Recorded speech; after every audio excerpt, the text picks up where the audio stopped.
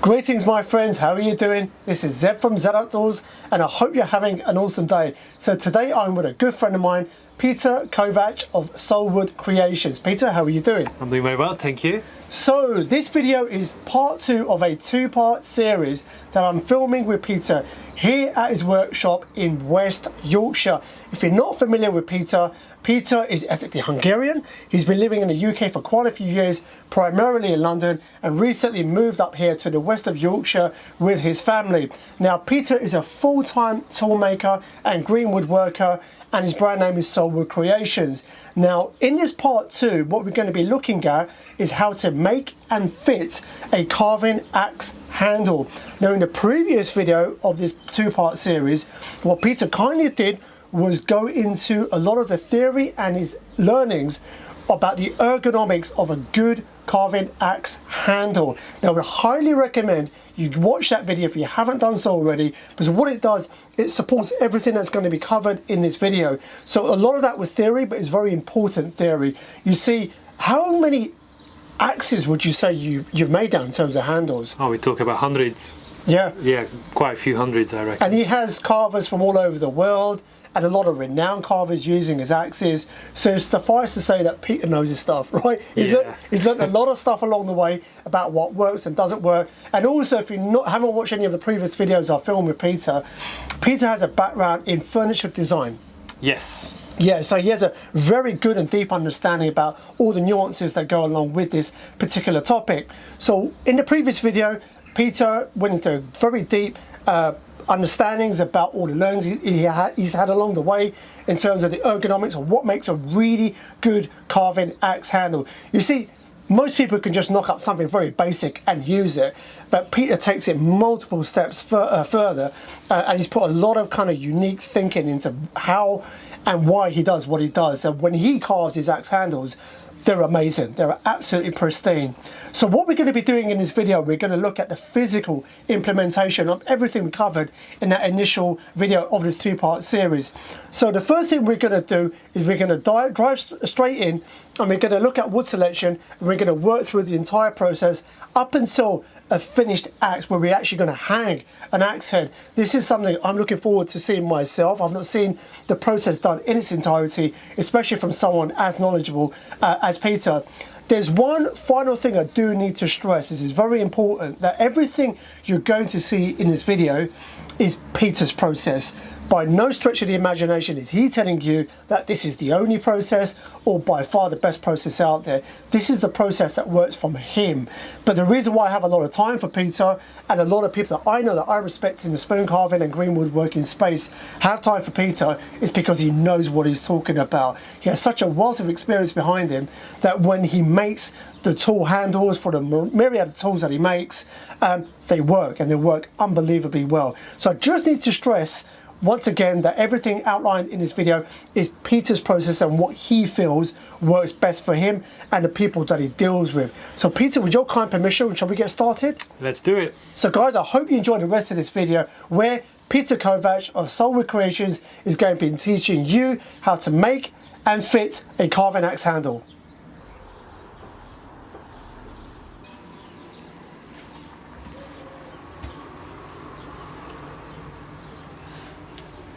So Peter, we're going to start the process off by looking at wood selection. Just before we do that, it's something I wanted to touch on again that I mentioned just previously in the introduction. And that is, on the topic of carving axes, in case people are not familiar, but in terms of the carving axe you make under the guise of Soulwood Creations, that's obviously pretty much one of your signature items, isn't it? Yes. And in terms of the axe itself, would I be right in saying that obviously you have a lot of spoon carvers around the world, as well as some very well respected spoon carvers that use it? Is that the case? Yes, I think I'm quite lucky that I've been in a lucky situation that these people think that my axe is good enough for them to use. It basically is reassuring me that what I do is good, and I strive for the highest quality and really the best. I'm trying to make my best, what is available, what I can do at any given time. And lots of thought process and many hundreds of hours, if not thousands of hours, went into these designing and making these handles, which is mainly to complement the axe head itself. So that's what it's all about, creating a really functional tool. Ultimately, I think one of what sets me apart, that I believe that the handle is just as important as the tool itself in terms of the axe head or the knife blade, because that's the part which actually interacting with our hands and with our body. And if that's not right, then the whole experience will be tainted. You will always dread the experience. You're always going to have troubles, issues, pains, aches. And if you have an axe handle and an axe through that, which will really work with your body and create this really nice experience that feels like an extension of your arm, if you speak in this rhetorics, then the whole experience will be a really elevated one, and you really enjoy the carving experience as well. Awesome. So getting into the wood selection then, where would you like to begin? Yeah, I think, let's talk about the wood species. So obviously I'm based in the UK, and the basic choice most of the time for axe handles would be ash, which is native to England, and would be hickory, which is also, you can mainly find it in the States. The reason why, for example, ash is really good and also hickory is really good, because it really have a really good shock absorbing properties into the, so how the grain direction and structure works is really good at absorbing shock and also bending in a way, but not actually snapping, and also not bending too much that is actually absorbing all the energy from your blows. Probably, like, scientists know more about than I do, but for sure that ash has been working really well for me, and I have no issues with it, as long as the grain selection being done properly, and the actual piece of wood you're using is really put thought into it. Which part you're going to use, you should not have any issues. But obviously we're talking about the living, breathing, organic material, so it's always going to give you surprises. Even many years down the line, it shrinks and expands. But you can really avoid most of the downfalls if you, at the very beginning, choose the right material, choose the right plank, and try to plan your handle around that. Excellent.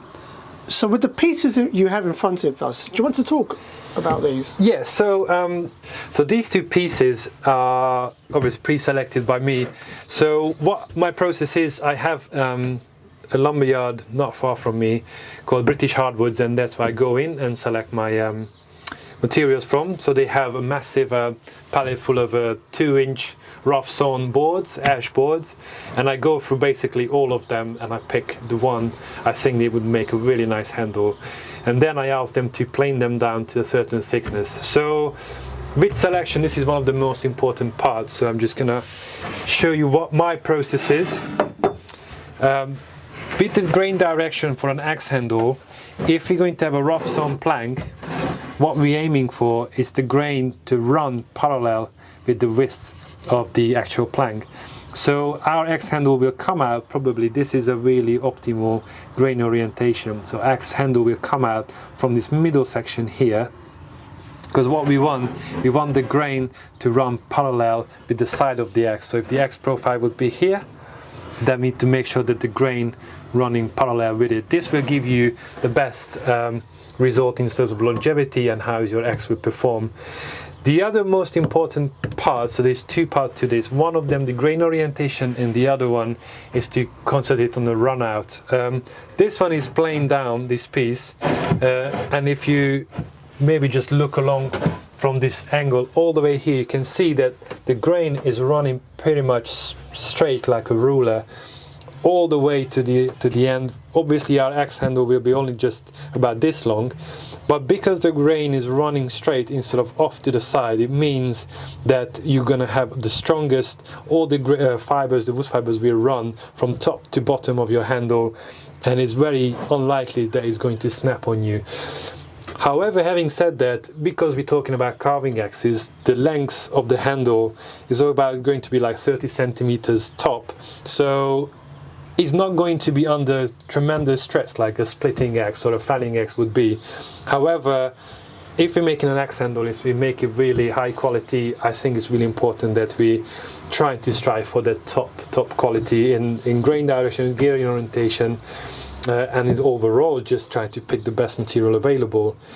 The other thing as well, difference obviously between these two, you see the growth strings are quite close to each other, which means that this is a slow-grown ash. The fast-grown ash species, especially if it's, let's say, it's coppiced in the UK, they tend to have slightly better properties in terms of how it performs as an axe handle. But what I found with a slow-grown ash handle, it's a lot nicer, cleaner to carve. So you really can have the really nice, crisp details on them. I haven't discovered any main difference over the hundreds of axes I have made. There's a big difference, actually noticeable difference between how fast the ash is being grown, but it's probably just something that if you put loads of hours into it, you could discover. But I haven't managed to spot it just yet. So a couple of questions in regard to the wood then. So for those watching, obviously there's people who want to go out and replicate what you're going to be showing in this video. So a couple of different angles I want to kind of approach this question. So number one, and I'm saying this kind of from a kind of being devil's advocate, is would a person just get a bit of ash that's fallen down and start using that? Would they get it and season it and then use that? You know, so from that angle, first and foremost, is that something feasible or? Yes, absolutely. So if you have, well, it's also, you open a can of worms here.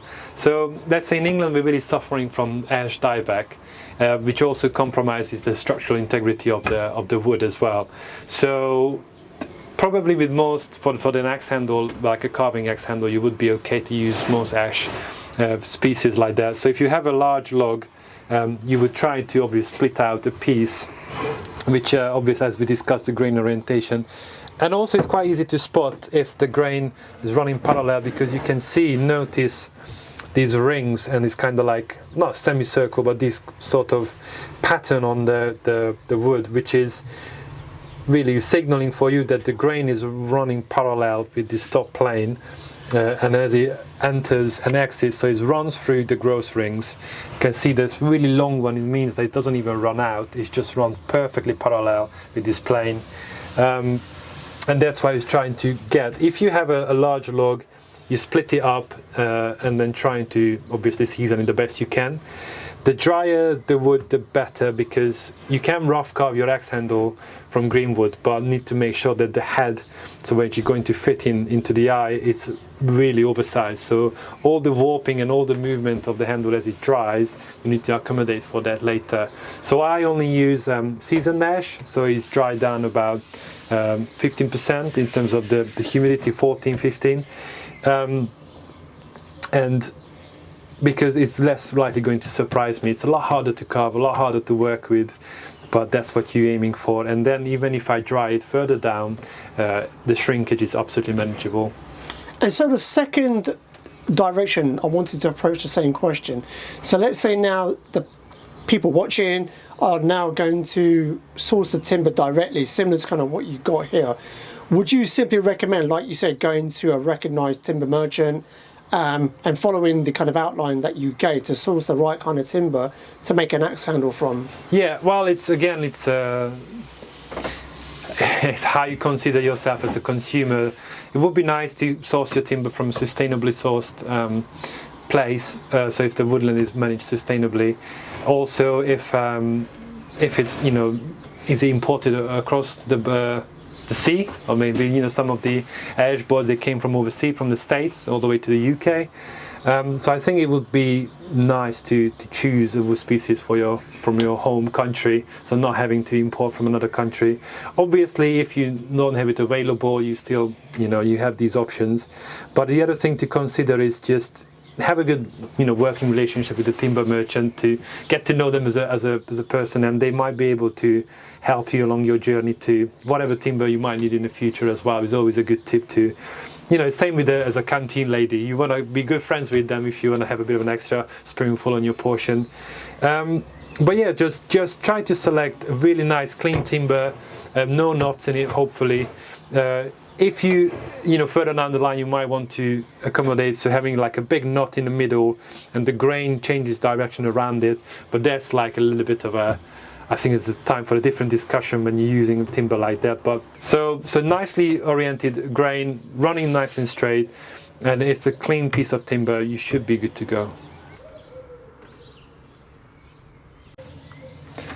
as we discussed in the previous video about axe handle ergonomics and which part of the axe handle was is responsible for and what we need to look out for, I think it's really important to talk about the axe head itself. So we have to marry a piece of wood with a piece of metal, and obviously if the two is matched together, the wood most of the time will give away. So I think it's quite important to actually examine to the eye itself. So this is the eye of the axe where our axe handle will go into, and if we would take a cross section of how this eye constructed, you might face like different scenarios. So you have obviously the commercial axes, you have the hand forged axes, and they can vary drastically. What the case with these axe heads? So these axe heads are forged by James Wood. He's a British blacksmith, and his work is absolutely amazing. So he kind of run these axe heads for me. These are my standards. So this is the standard number 2, and this one is the standard number 1 axe head I do provide with my axes. So he's an amazing craftsman, and I think that when I create tools or anything, I want to make sure that I utilize other makers' skills and many years of experience with mine skills and experience, so we get the best of both worlds really. So he's an amazing blacksmith. I don't know much about blacksmithing, so he will make a lot better axe head than I will. So first of all, if you look at the inside of the eye, we can just do a really easy way of transferring this eye. So this is a basic, the shape of the eye, which we will mimic.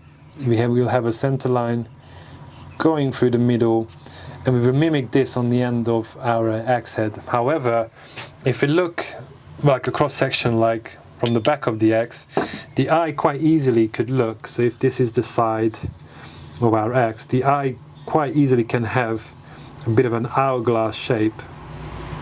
This is really exaggerated, but I just want to have my point coming across. So as you fit in the axe head, so you have a little bit of a taper goes into it and kind of come into a straight edge here. So they're going to have a taper like so. So it's the grain running straight. And as we will put in, so make a saw cut, and as we put in our wedge into this will flare out our wood like so. This is really exaggerated, but I just want to have my point come across. So this will stop the axe going downwards because we have this tapered, and we'll stop the axe going flying up the head because we have this taper here pushed apart by the wedge. So this will be important because if you remember in the beginning I showed that this part here, pretty much from this section upwards, the shape of the eye, how we're going to carve the head, is going to be pretty much straight. So we don't want a continuous taper, and then it start flare out on the end, and then we'll make our saw cuts through the middle. That's one of the things, just a bit of it, just to understand what's going on inside of the head. And as we start fitting it, I will constantly explain what's happening and what will happen in the end. The other most important part is if we look from the side, so if we have the eye of the axe, look from the side, that the front and the back is parallel with each other. So if you, by any reason, if you have a bit of an hourglass issue here, it means that even if you have to go to the smallest distance between the front and the back, because otherwise it won't fit through the eye. So this will be your distance, which means you will have quite a big gap on the front or possibly on the back. It could be a result of a bad fitting, but also could be you have a bit of an hourglass shape inside of the eye. Ideally what we want is a nice parallel, so you can just have a nice straight actual fitting to go through it. If this is the case, you need to put in a secondary wedge, drilling a hole, another saw cut, so you put like a cross wedge, so we push the actual wood forward a little bit as well, and possibly backwards a little bit as well. Sorry for my really messy drawing. So I assume, well, I know for a fact that these are straight on the front and back. So unlikely you will know what sort of axe you will come across unless you fitted loads of them. But if you just have one carving axe head, or any axe head as a matter, it's easier to create a template of the eye. Just really helps you to orientate how your axe finally will look on the handle itself. So to do that, what I don't do this obviously on my axes because I know how they behave, what they do, so I just made my templates accordingly. But it's a good tip to make a quick template. You know, as a maker and designer, maker, whatever you call it, using templates, jigs and everything can help your process to make you fail-proof. It's just always a good idea. So what I will do, I will measure the distance on the bottom of the eye from side to side, which we're looking at the 44.5.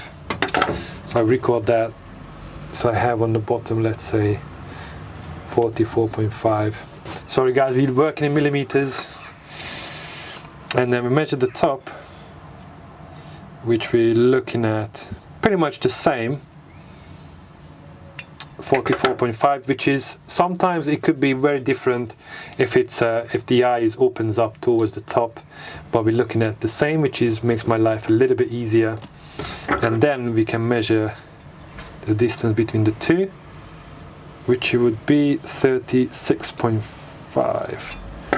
So the distance between them is 36.5. So let's draw this up now. I'm just using this square I'm using the side of my piece of paper here to make my life a little bit easier. So let's say this will be the bottom. And from this point I measure my 36.5. So 36.5.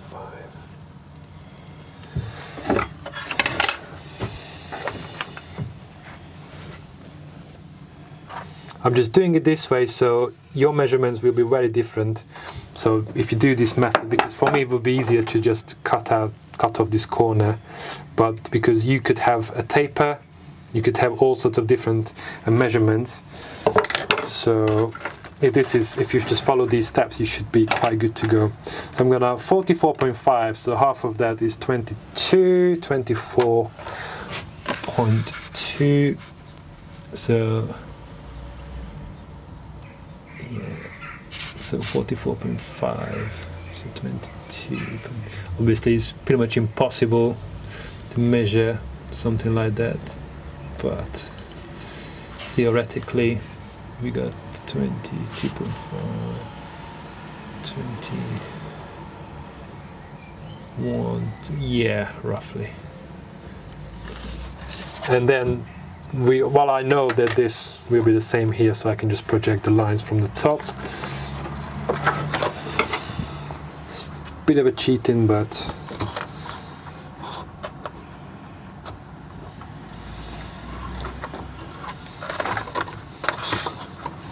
you will understand in a second why I'm even bothering with this. Okay, so this here is the bit I need. I've got these scissors off from my grandmother.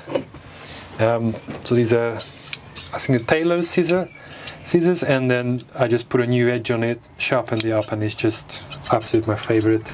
One of my favorite tools to use. It's a shame I'm using it for cutting paper, but it does it amazingly.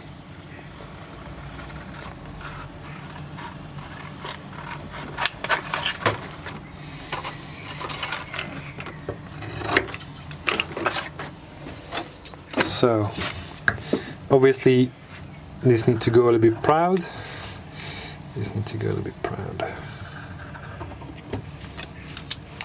So the sole purpose of this piece of paper, that theoretically it should fit into our eye from back to front. So if it's a little bit curved, it's not really an issue, because I wanted to have it a little bit oversized, because most of the wood carving, if you have more material, not so much of an issue. If you are undersized, then you can barely do anything about this. The same thing goes with an axe handle. So I rather want to have a little bit of a more material, but what this will help me with, that I know if I put this piece of paper in, I know how is this axe handle will behave in relation with the handle. So this one is obviously already catering for all the angles on all the designs, but your axe head could be that the beard is facing a very different direction, could be a little bit more forward, a bit more backward, a little bit longer. So maybe the underside, so the end of the beard is actually touching the handle, is such a skewed angle. So this will help you decide the orientation you see on your axe head. So this is the template I already have. This is the one I use for my axes. So if you put it on top, this is the center line, and in here you can actually set your axe head how you want it to be positioned. So what we're aiming for is, as I explained it on the ergonomics video, this back sweep, you decide how extreme you want to take it, and also want to have enough clearance for your hands as well here. So I think I will show you how to use this template once we draw this up on the piece of wood we got under here. So let's move to that. So I have this template already prepared for this axe head. Different size heads require different handles, but for this number 2, this I found that to be a best match. So in here we have literally the perfect piece of wood. The grain orientation is absolutely perfect. The grain running straight as an arrow. It's just amazing. So this will make a lovely axe handle. So in terms of the positioning of the handle, what we want as well, so because this is running such parallel degrowth rings with this top plane, that you create this like big kind of mirror surfaces. But what we want is that the grain, as it's running straight, you don't really want it to run across the handle sideways. So if it's running as long as possible along the handle, that's like the most ideal. We also need to think about the positioning on the head, but in the very end. If we position it at a really skewed angle, the grain direction will go downhill here, which make our life a little bit trickier how to actually make this axe handle. So what I'm trying to find is perfect medium, that the grain is kind of running the whole length of the handle, and also this angle is not too steep, so make my life really difficult. So I think something like so would be pretty good. So I'm going to do a quick drawing of this.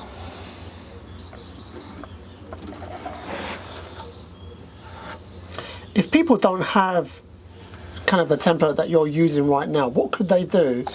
Well, that's a very good question, because when you're designing an axe handle for your axe, it's a really long story really. But I think the easiest way to create the template I have made, put it down, that this is the starting point, and use it like a big A3 piece of paper, and you do the swell on the back, so this will stop your axe kind of sliding down, and then you start just doing really gentle curves. So this is really extreme to begin with, so just a really gentle back sweep, even can be straight, and then depends on how heavy is your axe head, it depends on how long your handle will be and how big the palm swell is, to balance it out a little bit.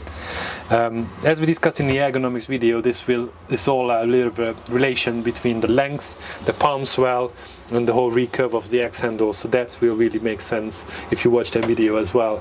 But for now, at the moment, I think it's really a safe bet to have a bit of a recurve. The curve should be a lot gentler than this, and a bit of a flare in here, so when it gives a really positive grip on your axe, so it actually can't slide out of your hand. But even if just trying to, you can more than happy to obviously mimic this. It's not my invention. So just try to be a gentle recurve and try to keep this distance. As I'm carving it, I will give you measurements as well, so give you a bit of a guidance of what to aim for to have a roughly ideal handle. So if you start again, just make a template out of an A3 piece of card. If it's a thicker card, it's going to be more resistant to your abuse. And then you have your little template for the eye. And this is actually a really good leading into it, what this for. So as we know that this goes through the X eye of the X.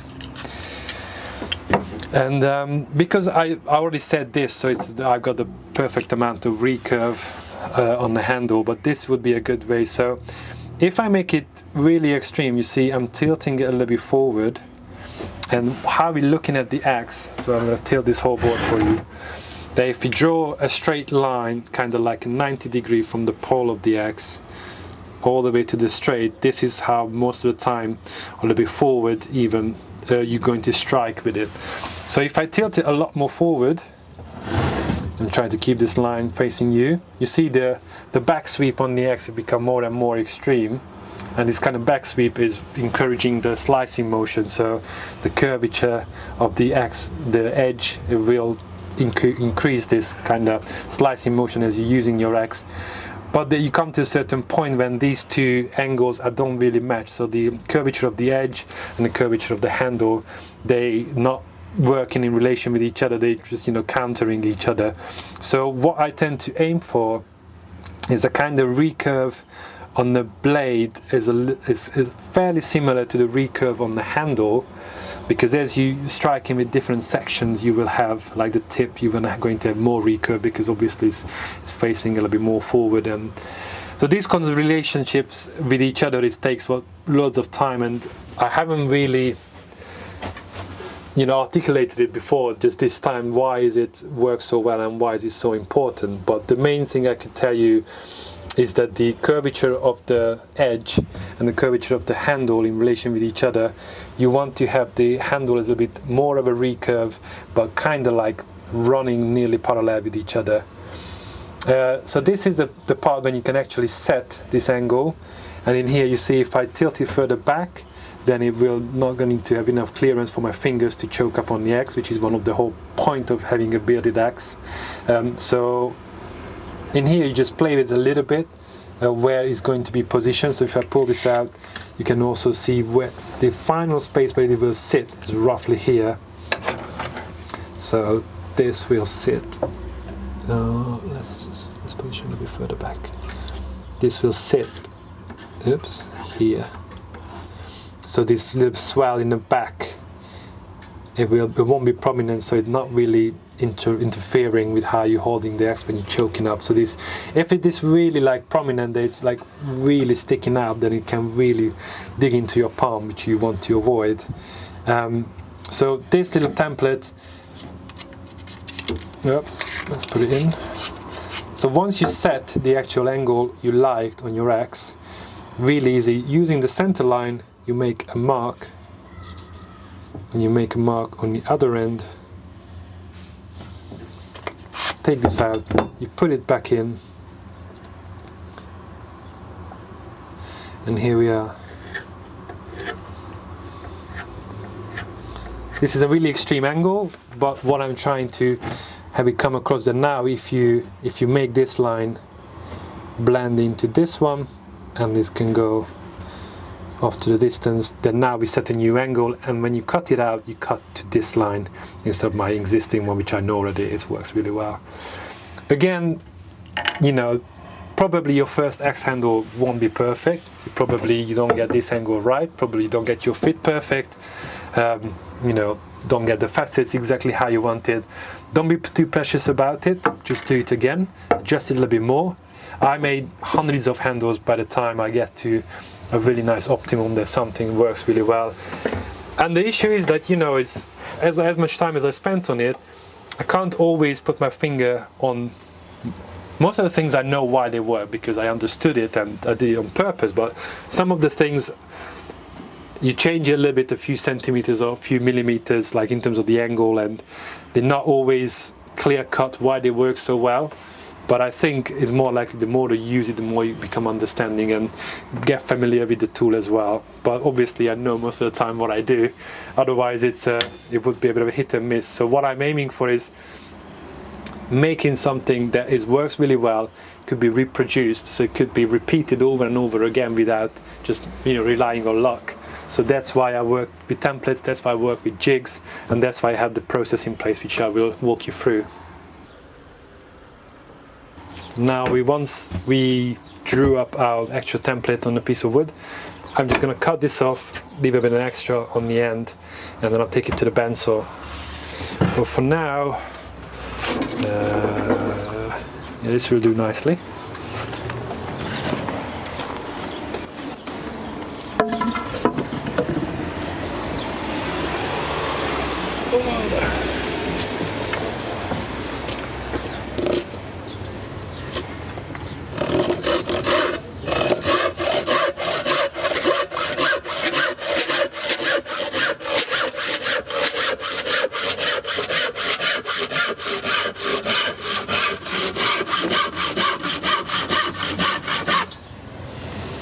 Yeah, so this grain is just absolutely perfect. You can't get any better than that. So this will make an awesome axe handle. Obviously I have a full workshop here kitted out with all the machinery I need. I'm going to use a small bandsaw to cut this out. At home you can use obviously an axe. If you're gonna axe out the handle, you can make loads of relief cuts with your saw up to the line and just trying to axe down on the line. You can use a saw to cut it out. Basically I don't know what sort of manners you're going to use, but obviously the quickest and easiest for me will be a bandsaw. So I'm just going to put some PP on, put the extraction in, and ready to rumble.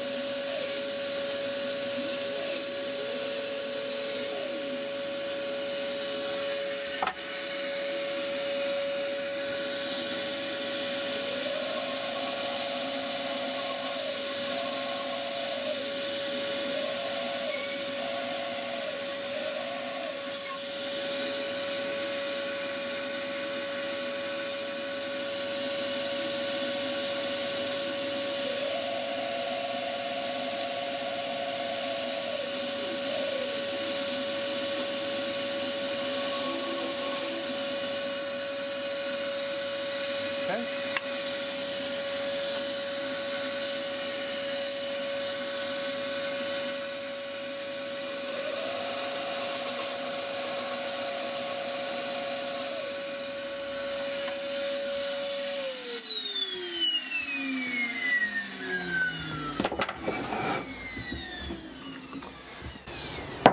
So I have the whole nice profile cut out. At the moment I have a 4 centimeter thickness. The reason why, because I want my palm swell to be quite nice and wide, so quite, you know, substantial, so it can balance out the weight of the axe head. The next step would be that I will draw up the center line. Draw up the center line. You can either measure it or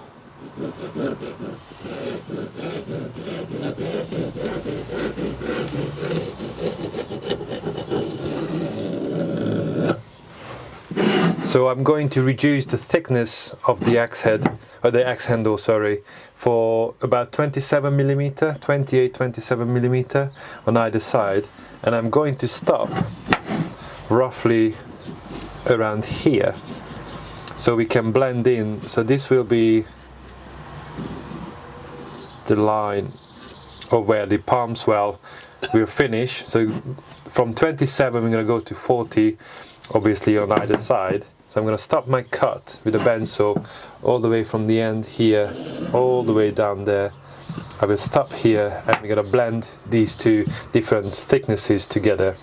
So I'm going to get a template so I know what we're looking at.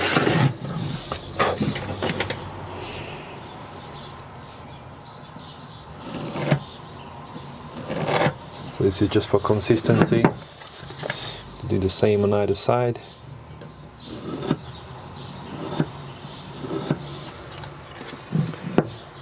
Happy days.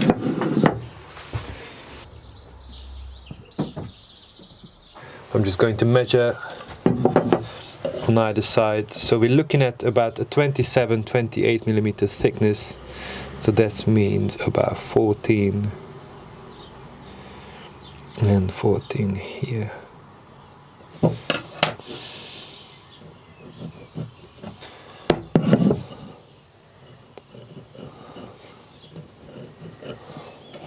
And then I put a marker there that where I'm going to stop my cut with the bandsaw. There you go. So now I just need to set up my bandsaw. So I'm going to make a parallel cut on either side. I will start my cut away from the fence, because if I start cutting here, obviously I'm going to have the distance to the thickness difference on the bottom, so I can't use the fence to cut it away unless I flip it over. But again, so I'm just going to start cutting on the outer one. I'm going to adjust the fence to go really close, like making a about a 5, 6, 7 millimeter cut here. So I will raise up the guard as well. But for now, this should do really nicely.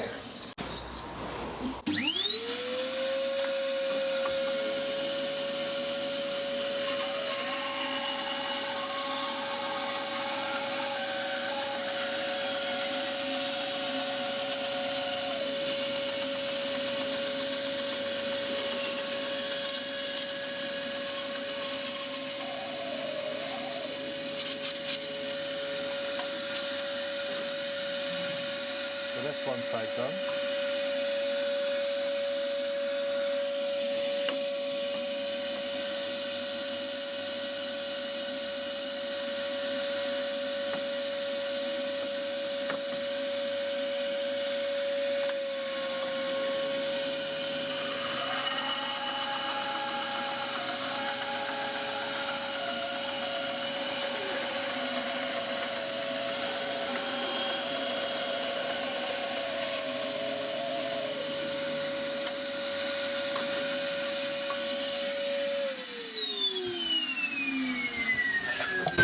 So now we have these two flappy bits, and we're going to check the width. So we're looking at just a little bit over 28. which I think will give us plenty of material to work with. So now I'm just going to make 2 small saw cuts. I can do this on the bandsaw, but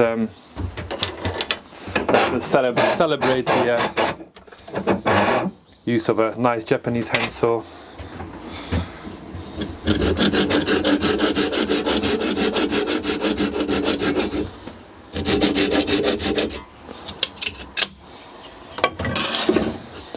So that's one.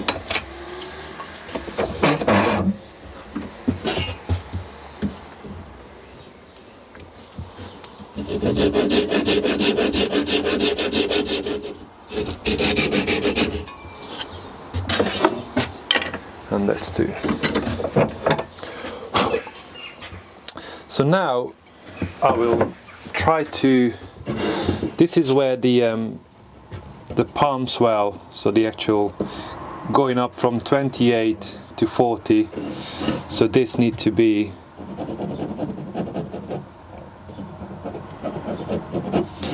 like this on either side.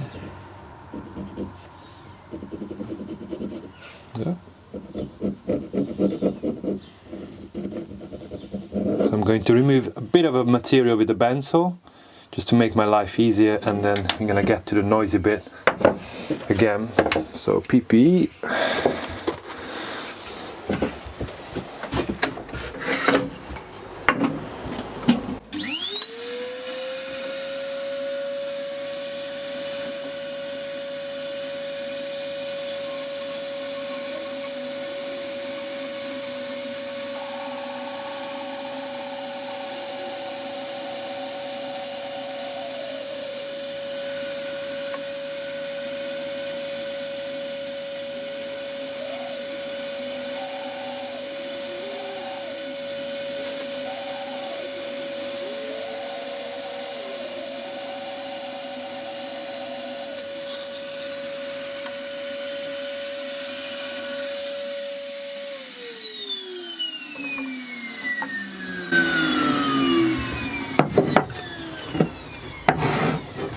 Put this in again.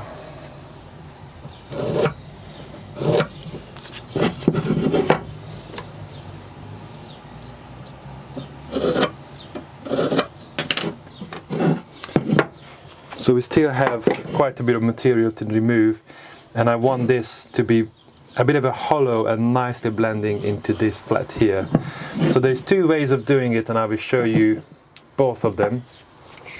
One of them is quite drastic, so we're going to do using an angle grinder with the attachment on it for design for removing, like a bit of a sculpting for removing wood quite quickly and safely. And the other side I will try to use a chisel because you're unlikely going to have those tools at home, so I'm going to show you how I do it with the chisel. Let's get to it. So I'm going to use the grinder with this special attachment to remove wood quite quickly, but also leave a relatively smooth surface. I'm going to use a respirator. It's quite a serious one. I'm using this when I'm doing grinding or something that creates really fine dust. It just protects your lungs. To protect Zed and his gear, he's going to be filming from outside. But it's good for a space mission as well.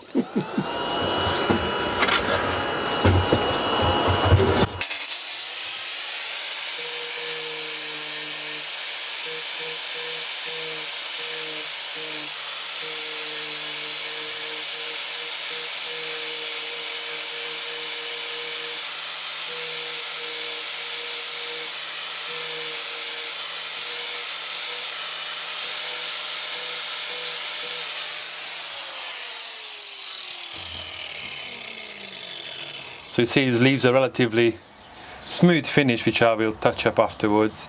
I'm not worried about this, me being clumsy, because I'm going to have nice big fat facets in the front and get rid of that. So on the other side, my plan was to use a little bit more of a traditional method. Obviously it takes a lot longer, but we have time, and then most likely you're going to have the tools for this at home. So I'm just using a gouge to remove the bulk of the material I'm going to talk about these hammers more a little bit later.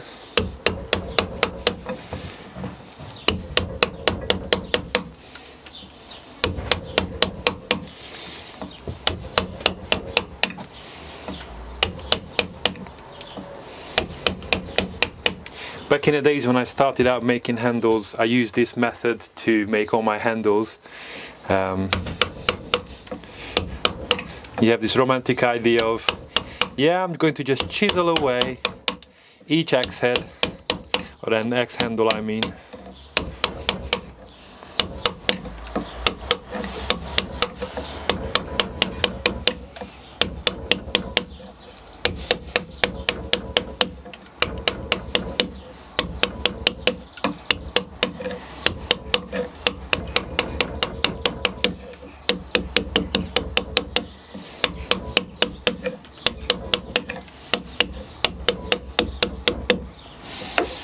So you see it's still plenty rough.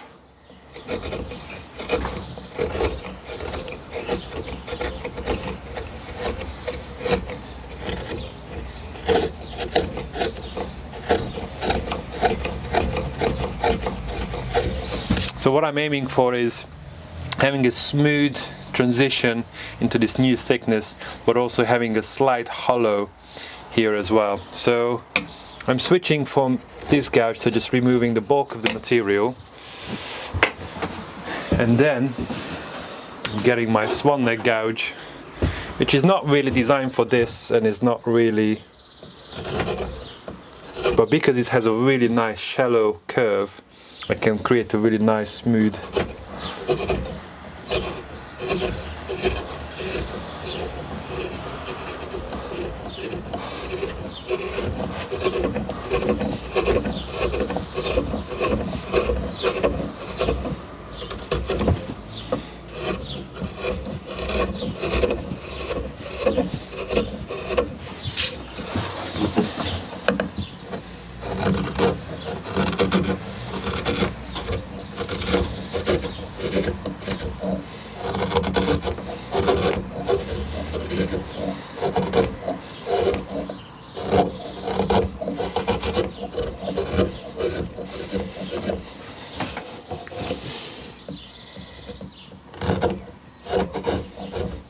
So I'm happy with this for now. I'm going to touch up on this later, but when I put in the big facets, this area will reduce drastically, so then I can really make it smooth.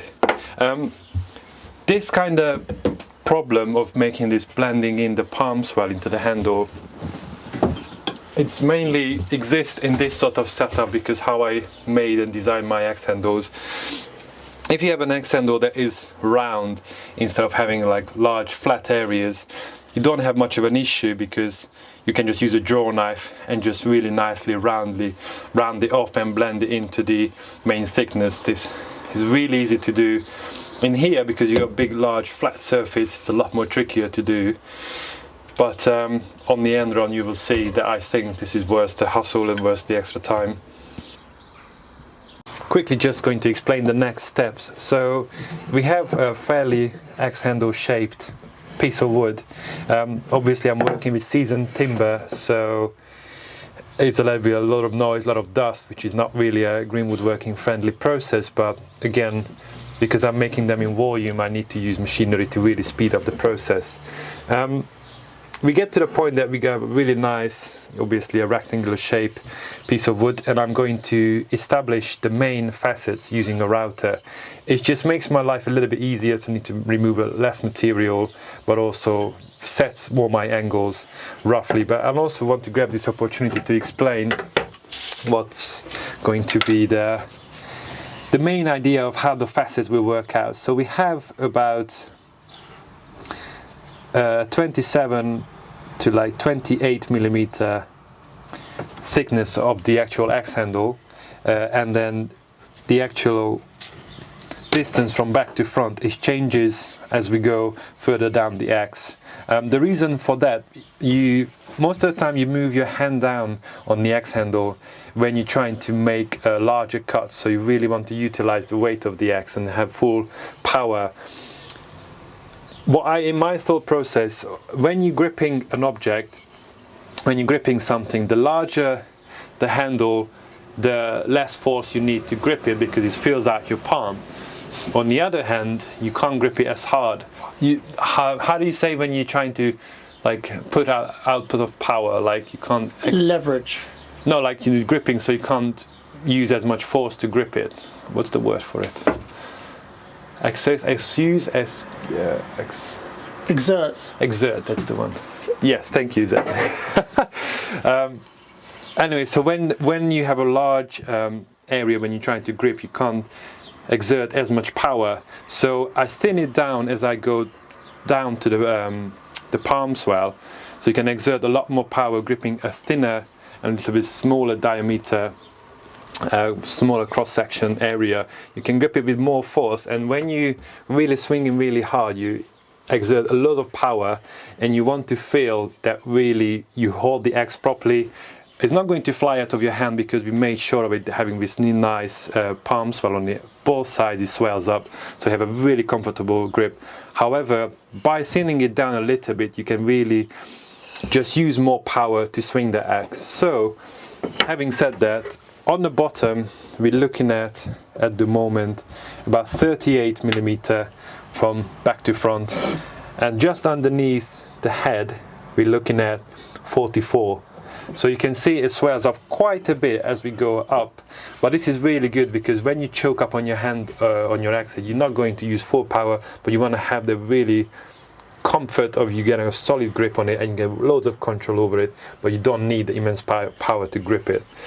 Again, this is something I discovered over time, just slight subtleties which all adds up to making a really ideal axe handle. So I said 34 on the bottom, 43, 44 on the top, but let's assume that we're just working somewhere in between.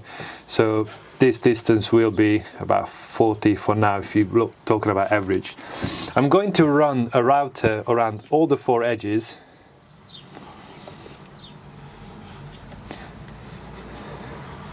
They're all going to be the same angle as 45-degree angle. It's going to be 8 and 8 millimeter on obviously distance from both sides. Running it around the whole axe handle, this is just establish my main facets, helps me map out what I'm going to do afterwards, and it's just really remove a bulk of the material. I'm not worried about these rough surfaces on the front and back and on the side because we will tackle that. So the beginning is really just machine work. When you're making it at home, it's obviously going to be a lot more trickier for you because I'm all catered for these processes. You can do the thinning down process if you draw a continuous line from the center line using a Drawknife. You can axe it down, you can use a spoke shave, you can even use a plane to like plane it down across. But I think if you want to make this out of green wood or want to make it just only with hand tools, that would be a very different video. But for now, I just wanted to show you my process, and hopefully you will be able to take away as much as you see fit. So I'm going to establish the main facets with the router, and the next step underneath afterwards. Similarly, the cross-section profile will be very similar to the knife handles I make, which you can see in a previous video. But afterwards, I will break these down to 2 additional facets, same way. So on the back we're going to have a quite large radius semicircle-ish, but obviously because it's faceted it will be broken down to flat surfaces. And on the front I'm keeping the same distance as it would be in here after I've broken down to the 2 facets. So on the front I'm going to go a little bit further in, but the facet will go a lot further back. So this distance, once we start making it, I will take an exact measurement so I can give you an exact measurement. So this formula I worked out, and the distance and dimensions of the facets, I think for my axes they are really optimal, and this really helps this side of the construction. I'm going to show you the new, actually I'm going to grab a different color so you can see it better what we're working at. So one facet coming down, 1, 2, 3, 4.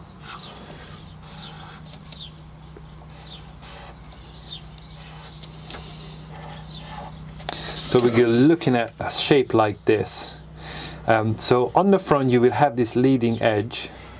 As I mentioned before, if you look at how you're actually gripping stuff, that on the front you will have a lot smaller radius, so this distance is a lot smaller than this one here. So we will accommodate for that with these longer facets, and then the back is nice radius, so it comfortably sits in your palm. Afterwards, once we establish these facets, I'm going to break down these edges a little bit so they don't dig in your hand as much, but you will see. So we're gonna move on to the hand carving section very soon. I'm just gonna make some more noise and dust, so Zed will be very happy. But let's move on to the router and take down these sharp edges. As I mentioned before, it's going to be an 8mm distance from the edge, so I quickly measure that up.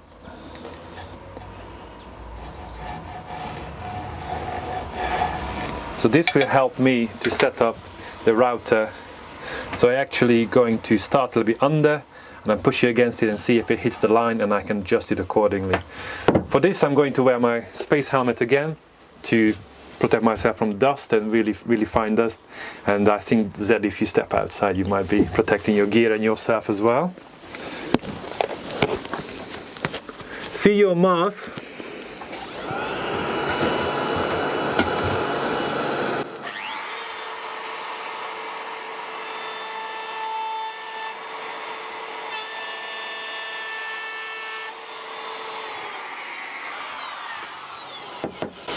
So you're gonna come in for a sec. So here I just hit the line.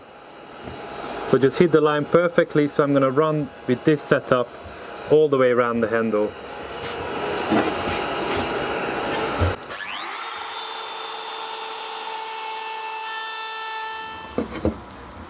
We have the 4 facets on all sides, so it's all breaking down. I'm not worried about it. Again, I just say not worried about these surfaces because there will be a lot of shaping will happen later. On the bottom I could not run my router because obviously we have the swell, so it's a curve, so you can't really have a flat surface that your router can sit on. So this needs to be adjusted by hand, especially this part here. But what I will do next, I'm going to use the bobbin sander. Again, because I'm doing production work, so working in small batches, I'm just trying to make my life as quick and easy as possible. So I will have the bobbin sander and round this one in, make a really nice blend in this curvature here. And I'm going to create this nice facet here as well.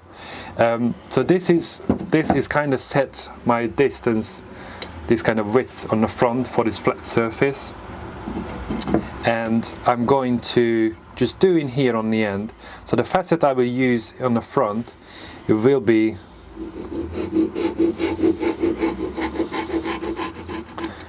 about this wide. So you see it's quite a drastic, and it's going to run from here to all the way there. It's a nice flat surface. In the corner here you can obviously run this facet. You can use a knife to carve this out. Again, it's bone dry ash, so you will have quite a bit of struggle to do it. So I'm going to remove some of this material again with the bobbin sander, and I'm going to do the same thing on the other side. On this one here on the end, it's not much material, so I can remove this with a knife quite easily. So you see all of the handles is made by hand, is not being a copying router, so there's a lot of step involved to get down to the initial blank, and then we start shaping by hand using a Drawknife, spoke shave and a carving knife.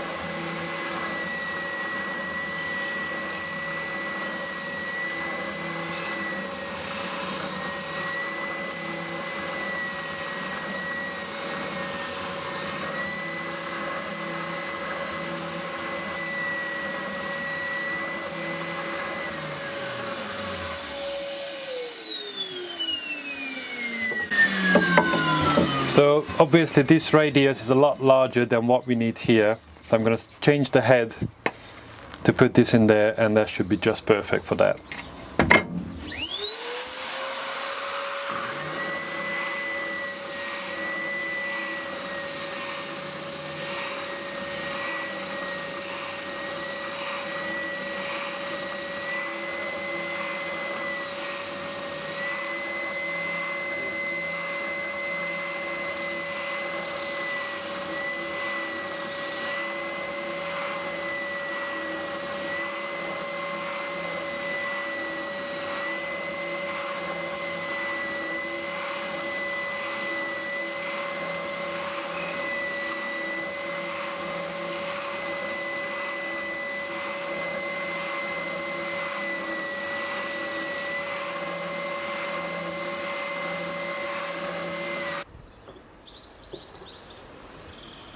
So all this time it took us this long with machinery to get to this stage. So this is the stage when I stop usually. So if I make my production run, I will get to this stage with all of the axe handles. I made about 20-30 of these at one go, so I've got plenty of stock for the next month or so. The reason why I get them to this stage and not going any further or not start hanging the actual axe head before, because even if you've done all this work, there's a really good chance that you actually the whole thing gonna go wrong, because the most difficult part of hanging an axe is obviously you're trying to marry the metal part to a wooden stick, and this is the part when most of the things can go wrong. However, once I start shaping this and start fitting the axe head and I start hammering on the pole of the axe, this is going to move up and down in my hand, and if I have really sharp edges, it will be quite bulky and thick, it would just cut my hands to shreds. So I assume I know what I'm doing most of the time, so hopefully is this going to go well. There's a good chance that it won't, because whatever reason, but I get all of my axe handles to this stage, and then I start hanging the axe. If you do this in the first time, it needs to be your judgment. If you were spending this much time to just get to your axe handle to this stage and then totally ruin the actual hanging part. So let's get to it, and I'm just going to run you through. This is the part hopefully you were most excited about, because this is involved the most practice and technical tips and top tips from me. So these are the two types of axe heads I was thinking to use. So this is the number one I do, and forged by James Wood in the UK, and it has his lovely logo and prototype for mine, which I think they look really lovely. And this is the number two. Most likely you're going to come across, if you're talking about carving axe heads, something like this. So the top will be probably flat like this. This is a little bit trickier to fit because of these lugs, so you see nice triangle shaped lugs, but the principles are exactly the same. For the video's sake, I'm going to use this axe head because it will be easier to have this the eye of the axe be projected onto the end there. So let's get to it. The first step before you do anything, either the axe head or the handle, draw up the center line all the way around, so you get a good reference point of what's going on while you're hanging the axe head. You see here, if you're into spoon carving or you've done anything like it, same principles, keeping the sides nice and flat so you can tell the profile a lot easier from the front and from the side. Because if you start rounding it off at this stage, the whole thing is just going to go wobbly and really hard to get a really clean line and profile you want. I'm using for this process a vise with two soft jaws on either side, so I'm not going to crush or damage the side of my axe. So I'm going to start by mirroring the eye of my axe onto the very end of my axe handle. For this, obviously a standard pencil wouldn't necessarily do the job very well, because as I push it inside and I'm trying to draw right at the edge, the sides of the actual pencil will push it away and I won't be as accurate. So you just grab a sacrificial pencil, and as I did here, you just remove the sides, so creating this really streamlined pencil. it should be perfect for this job. So you might want to look from the top. So when I'm positioning the axe head, I want to make sure that it's obviously you can't see any gaps on the front or on the back. So you position it in the middle, and you having the actual center line I drew up before, you want to have that running exactly in the middle, so you create two equal halves. So bit of a positioning.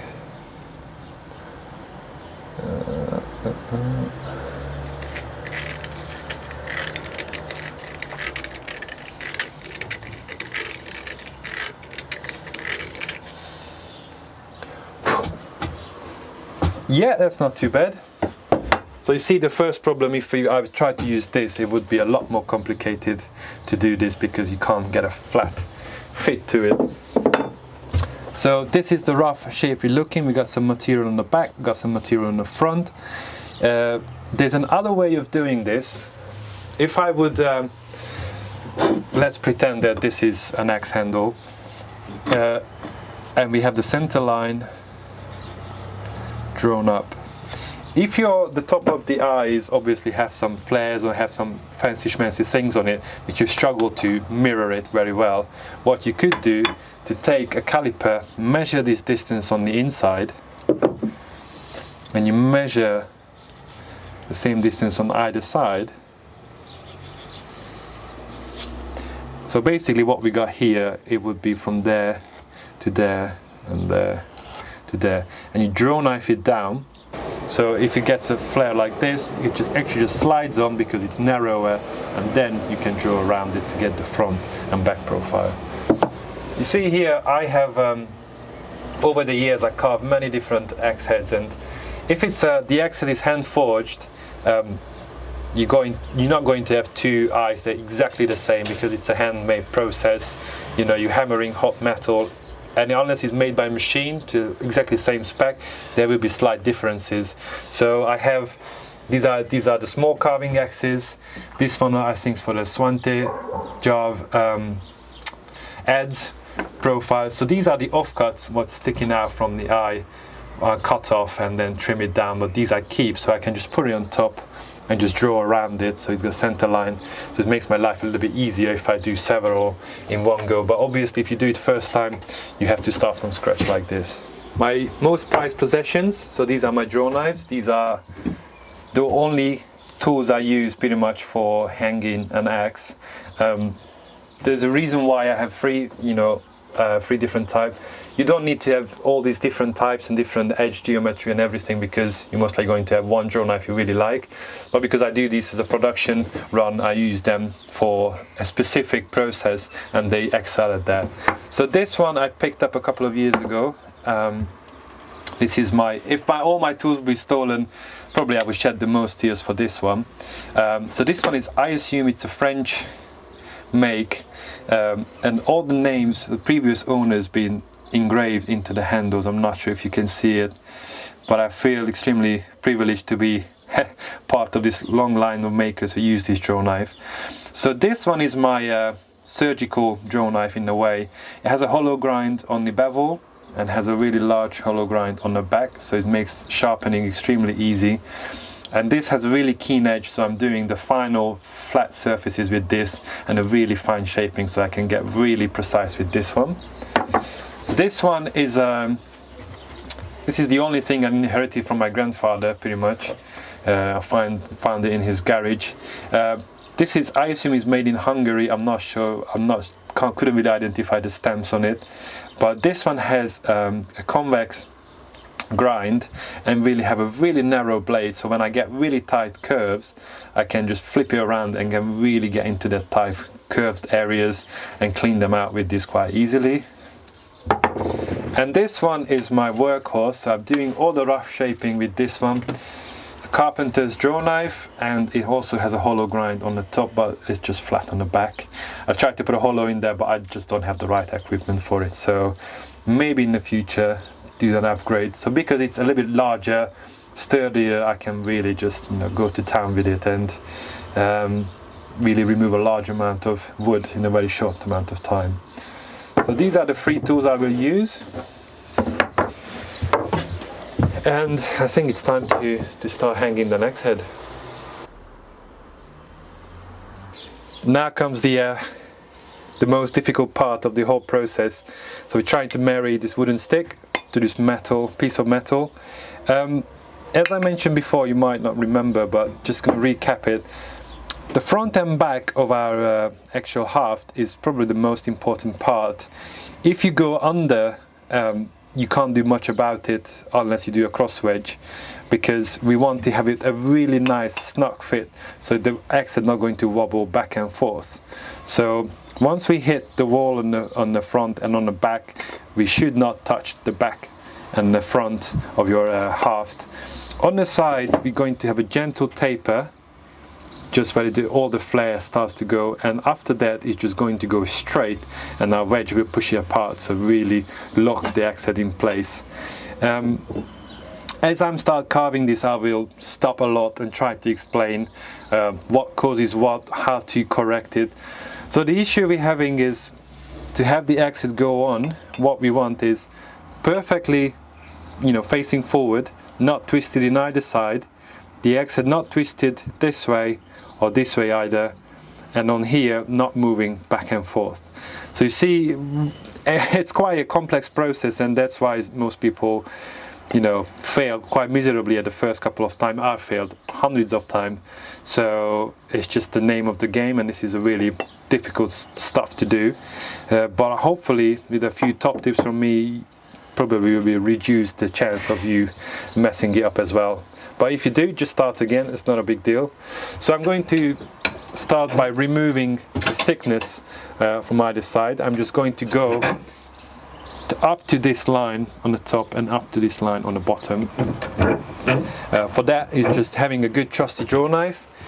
Remember, this axe head will sit roughly all the way down there, so just above this little flare on the back. So in order to have a nice continuous blend, I'm going to start roughly removing material from here.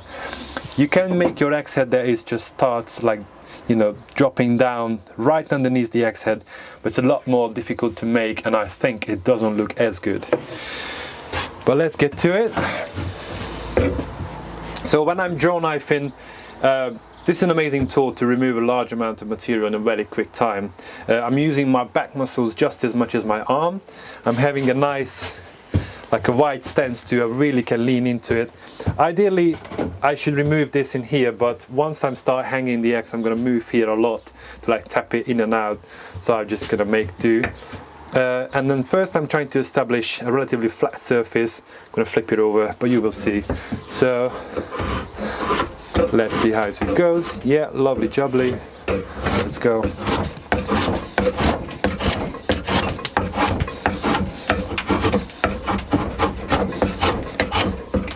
That was it for one side.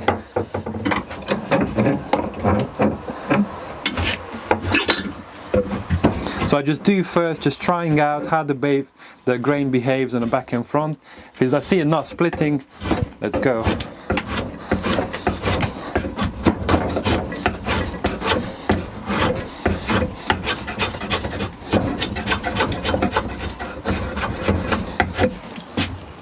That was it. This was the easy part. So you see I just removed enough material so it's touching on either side. And now I'm going to move on to the front. So see, it's a relatively flat surface. It has a ever so slight like curve. Same as we will follow this. Just you see, if you look at just this section, it's relatively flat, just a really slight curve to it. So we're mimicking this in here. And I'm trying to remove material from the front. I'm just picking an angle. I'm trying to match my drawing on the front all the way.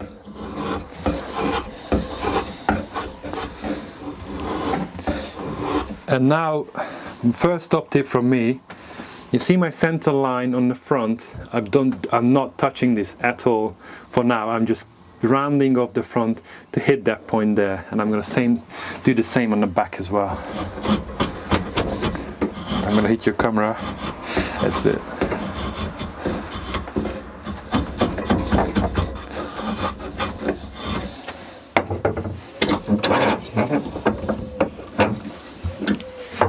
same thing on the other side.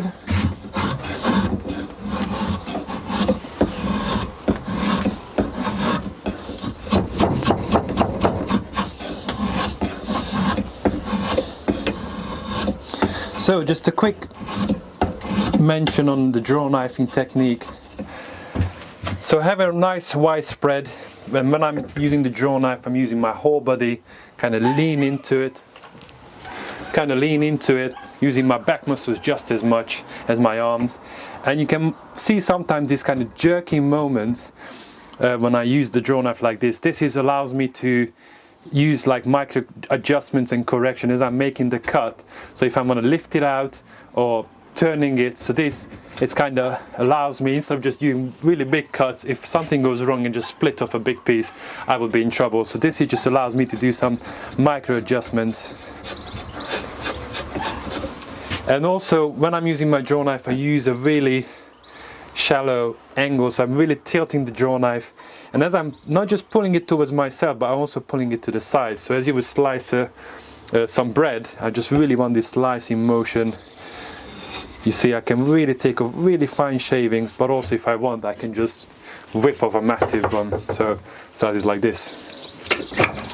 So this is what we're looking at the moment. It's just a really rough shaping. I can take off a little bit more from this side, and on the back a little bit more from the back. But this time I'm not going to hold my handle like this, but I'm actually going to turn it. And I'm going to switch to my other draw knife.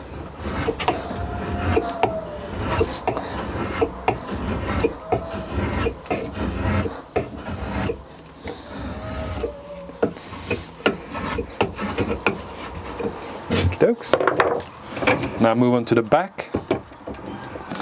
So on the back it gets a little bit trickier.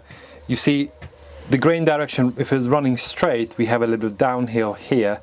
So if I would just go straight at it, it's not too bad, but you see here on the end it starts breaking out. So I might have to do push cuts here instead of pulling it towards me.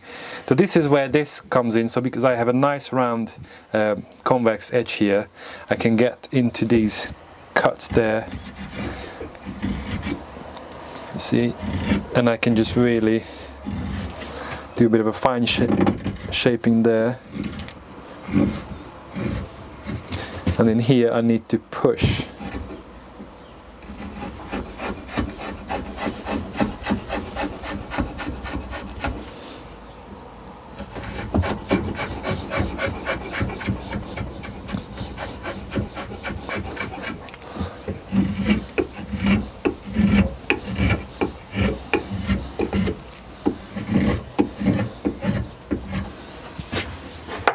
So obviously this swell here is extremely, is really extreme.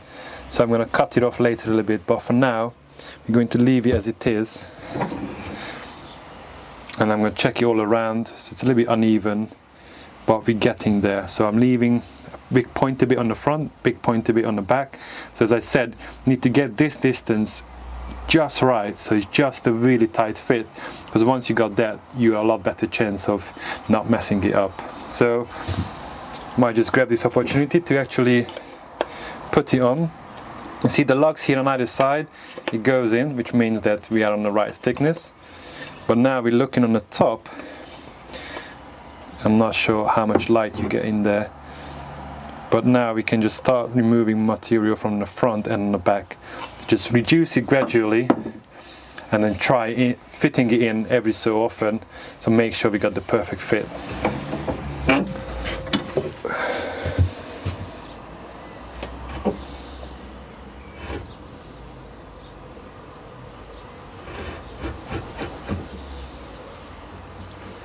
Usually on most axe heads, the back of the eye, it's a bit fatter than on the front, or could be exactly symmetrical. But you see, there's hundreds of thousands of different types, so it's really hard to tell what we're looking at. Don't bother with that for now. And on the front, just ever so slightly.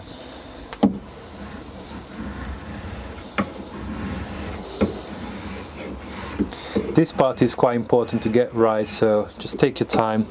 There's really no rush.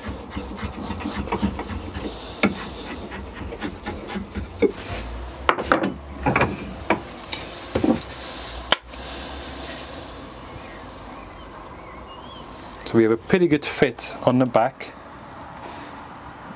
and on the front, so it's a little bit proud, so we can take off from the front. What we could do maybe, there's a risk of splitting off the front, but if I tap it really gently,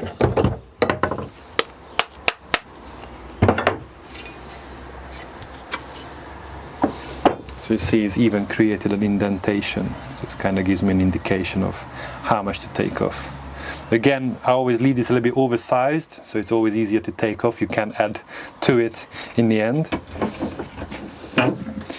If you add too much material, then obviously what's going to happen, then this will just really curve down and you have a really big, like a big belly on the front.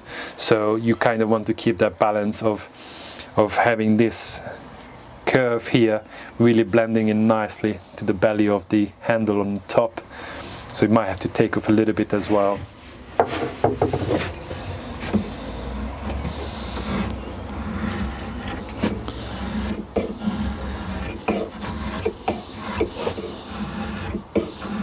So I'm taking up really fine shavings.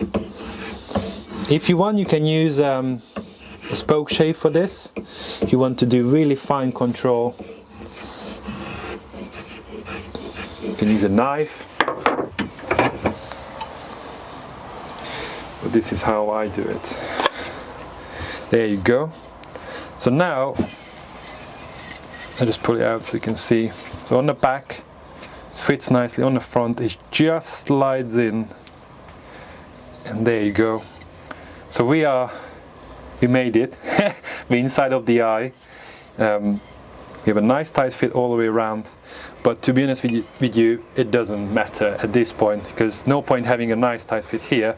This X needs to be all the way down here. So we got the most of the bulk of the work ahead of us, but this is just a good opportunity to check if our straight line is in line with the edge. And this is actually one of the hardest bits to see what you're referencing to. So if you hold it in your hand, trying to show you that. So if you hold it in your hand, I twist it left and right. Oh look, it's perfectly in line. Oh look, it's perfectly in line. What we need is to have the parallel of the two sides need to be facing you in a way that between these two parallels, this is exactly in the middle. But because also your two eye is obviously set apart, so you try to use one eye, actually trying to make sure that it's perfect. But if I look into this, I can see that the edge actually a little bit flaring this way. I'm not sure if I can show it to the camera. So a little bit this way means that I went a little bit further underneath in here than in this side. So I'm going to adjust that a little bit as I'm going further down the handle. So let's talk about two things I want to point out at this stage. One of them is just the tools I'm using. I'm going to tap this in and out all the time, and I found that the best tool for that is Thor hammer. This is a number 2. So one end it has a copper insert, the other one is a pig hide, so it's leather. Obviously this looks really manky now, but obviously I used this for years. So this is how it looks like when it's a little bit fresher. This is number 1. And it's just really good to tap the back of the handle without damaging it, without breaking it off. And if I need to tap on the head for any reason, I can use this other copper edge without damaging the head too much, but I tend to use just the leather. So this is perfect because I can just flip really quickly whichever side I need. I've got plenty of weight, and I just added some facets to it because everything has to be faceted in my workshop. And the other thing as well, this is, as I'm talking you through this whole process as we're getting this head all the way down to the handle. So if you see that your head going down and starts to go one side, this head will travel down on the handle where the resistance is. So if I remove more material on this side, obviously this side of the X want to go further down, and then start twisting it this way. So I need to adjust it from the other side to remove more material, so I have equal resistance on either side, and that's how we go down straight. If you start to twist silence this way, it means you need to take off some material from the front and from the back if you want to twist it this way. So you always need to think where is going to touch the wood more. So if I want to twist it this way, I need to remove material from this side and from the opposite of the other side on the back, and same way on the other side. Hopefully we won't run into that problem, but if we do, it's a good opportunity to show you. So as I said, I need to remove some more material here, but now on the top we're exactly on the right width, and if I use a caliper, so on the top we're looking at what we're looking at, so 17 millimeter, and as I said, I need to get exactly the same width on down here where we're looking at 23. So we got 5 millimeter distance, so this really needs to come down to the same width as that. But now we know that this on the front and this on the back is a perfect width. So I won't touch the front and the back anymore. Hopefully, I don't have to, and I just remove some on the side. So here I already have a little indentation, which is always an indication of where we need to remove some material from.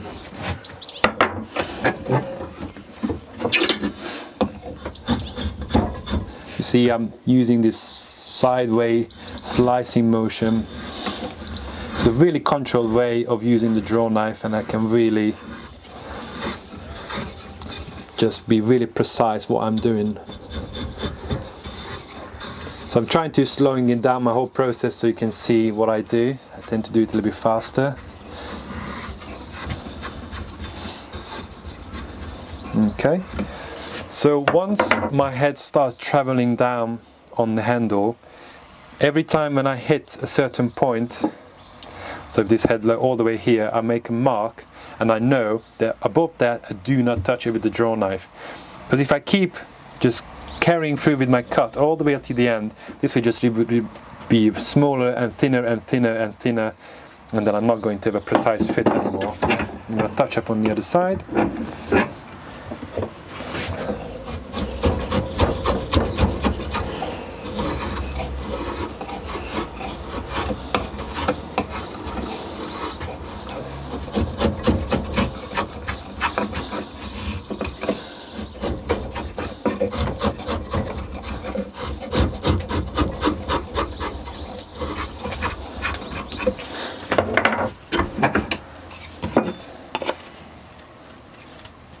Okay, so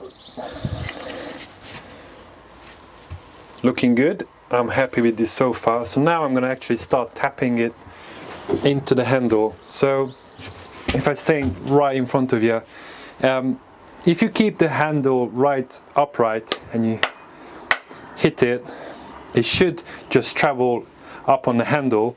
If you keep it on the other side like so, then what's going to happen, that this side will start digging in a little bit more, same on the other side. So if you want trying to correct a little bit twist, this is also a good way of doing it. Because I have a heavy beard on the front, if I tap it like so, what will happen that the beard will just jump up and will twist the head. So now I create a little gap on the back as well. So I can either put it the pole of the axe on the block, and tapping it, you see now I closed that gap. I've got a bit of a gap on the front. So I'm just playing it with it, to trying to have it traveling down on the handle. And because I rounded off and broke down these sharp edges, it doesn't cut my hand. I see some people like hanging the axe, like they let it slide down, but it's just, I don't know, it just feels like a bit of a faff. So I'm just holding it in place, hitting it nice and square on the pole. But you see here, I broke down this sharp edge, and on the back as well. I really could do with one to break it down on the sides a little bit. So if I do have a misblow, it's not going to start, running a crack through the end of my handle. So So just a little bit of safety precaution. How far are we? Look, we nearly came out on the other end, which is good. I'm gonna check how we're doing. Doing very well. I'm not sure how I can show you. Maybe if I put it in here. If you haven't want to look from the front and then see the line in the middle, we want this line to be lining up with the edge exactly. So if you stand between these two parallel of the jaws, it's really hard to see obviously through the camera, but I can still see that this side, so the edge is a little bit twisted this way, so I need to take off a little bit more of this side to try and twist it back that way. This is the kind of thing that's really hard to explain through the camera, but what I tend to do, I feel to both sides and it's exactly facing me, so I know. But again, if I twist it ever so slightly this way or this way, oh, it's perfectly lining up. So the other tip, because I have this central line in the middle, drawn up earlier, if you look from here, you can see a lot better if your axe had actually twisted one way or the other. I haven't looked yet. This looks good, but I need to go a little bit this way. So my axe head needs to go twisting a little bit this way. So it means I need to remove some resistance from this side and from the opposite side on the back. So I want to twist it this way, so it's going to touch in here. I'm going to remove some more material here. So it's a good way to mark, okay, so I need to manipulate the position of the head. So I'm going to get some material removed from here. I also want to have it twisting a bit this side, so I'm going to take off some material, more material here, but still need to travel a lot. So we're still about halfway through. So I'm just going to mark it there. Now the question how I'm going to take the head off. So I have these really highly crafted items here. A piece of ash, which is undersized, roughly the same shape, and undersized than the eye. I have a bigger one for the bigger axe heads. This should fit in there as well. And then if you have a pole that comes out quite a bit, it's easy, you just put it on the edge of your axe block. And try to not push your legs and watch your feet if the axe head flies out of your head. So now I'm just not using the ladder, using the copper side. I'm holding it, that two finger on the pole of the axe, one underneath the beard, and these two just holding the wedge. The reason why, if you hold it a bit closer like this and you really hit on it, this wedge will travel down and pinch your skin between the wood and the metal, and that's something that you don't want to experience. I'm holding it a little bit higher up and comes out like so. So I'm still, once the handle be removed, I'm holding the head stable in my hand and not dropping on my feet. Other question, why this head doesn't have a polished edge and why is it not super sharp? The reason why, if I have it like really sharp and polished, and if I move it around, bang it into things, cut myself, so I have it just, this is just a rough 30 grit grind on it, just an established bevel for the heat treatment. And once I fit it perfectly, then I go and sharpen it. Less likely I'm going to damage it.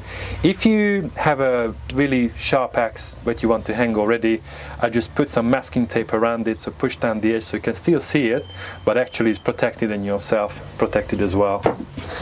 So what we're looking at, this is how far we are on the handle. We don't have much, so you can see there when I marked it, there's already a little bit divot. So when I marked it, it's kind of, you can also show what's going on. I'm not sure if the camera will pick it up, but you see we already have a little bit indentation there from the axis. It means that's the resistance. And remember, I marked it beforehand, it means that that's the most resistance we have, so I need to remove some material there, need to remove some more material there, and obviously from thickness from both sides. But when I get to it, I put my mark here, so I'm going to remove some more material on this side. So you see, this process is quite involved, and the more experience you become, the more second nature it kind of will become. And you see I don't really go any further than this line. I'm just blending my cuts into this line, because this I know is already good, so there's no point touching it, no point going down crazy.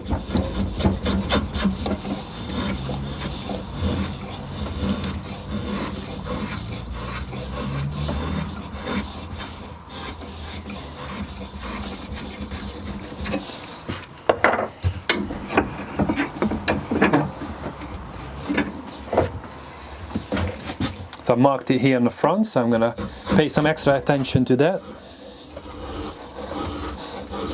See, ever since we start fitting the head, I haven't touched the front and back.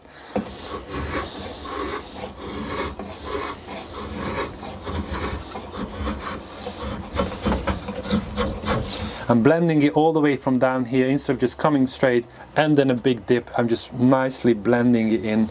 I think it makes a lot more attractive fit. So in the back now, I need to start paying some special attention. It's a little bit too involved in here, so this flare is really steep.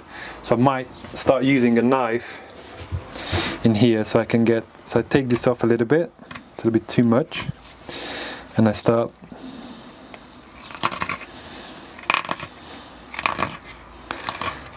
it's a good way to test the heat treatment on your knife. It's bone dry ash, and you see it carves like butter. Greenhaven forged knives are quite good.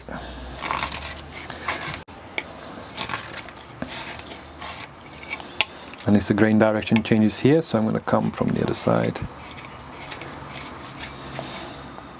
So I'm not trying to do a big divot. This needs to be nice and straight line, nice and straight line in here. So on the back, I definitely want to have it straight, because I don't want to have it digging in any way. And on the back, you're going to have this like thinning down by coming from the front. It's a lot easier to remove material from the front and blending it in. But let's see, what have we done now? Exit goes in. I'm just pushing with my hand so it doesn't fall off. And now I'm going to start tapping. So because it has a flat on the back, it's nearly all the way. Checking how it's going. So you see, bracing the pole. So you're nearly all the way there. Looking good, looking good. Lovely. So I corrected that kind of ever so slight twist. So I pushed it back to the middle. I still have an ever so slightly twist there, so I still need to remove more material there. But now, so I'm going really baby steps, and that's what I think most of you will do when you first time you hang an axe. I could have gone with a lot bolder cuts and just remove more material here, but I really wanted to do small step at a time so you can really follow along and see this journey, this axe head going down the handle. And I think we're looking good, Zed, I think. Yeah. So I'm going to take this out.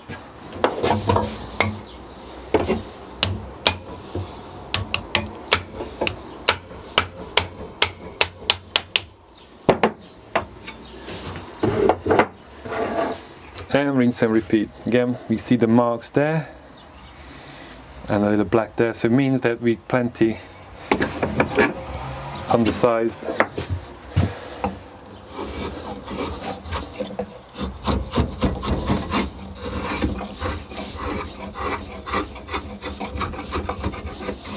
So you see I haven't touched this top section at all.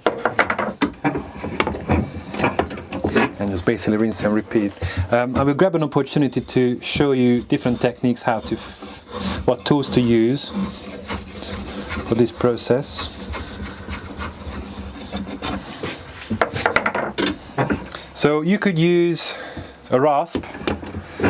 So if you feel like you're not confident enough with your draw knife, you can use a rasp to really, you can remove quite a bit of material with this, and then also you can really have fine control. When you get to this curved bit, you just flip it over to the curved side. You can really get in there as well. It works really well. Sometimes I use it when the grain is super tricky, so every time I'm trying to pull the draw knife down, because it's going downhill, so it should be straightforward. But sometimes, some reason, just the whole thing just splits off and it just say nope. So then I just switch to a rasp, shape it really quickly, really easily, and then after, if you want a smooth finish, you can just carve it with a knife. So you can see as you can really easily start shaping it that way. And same on the other side. The other tool you can use is a spoke shave, which I do use quite often. So this one, a flat one. If you really want to just having some fine adjustment on the very end, you can also use this for it, but obviously because it's a curved part, you need one which is a curved bottom. So you see here, this one is a curve, so it sits in there.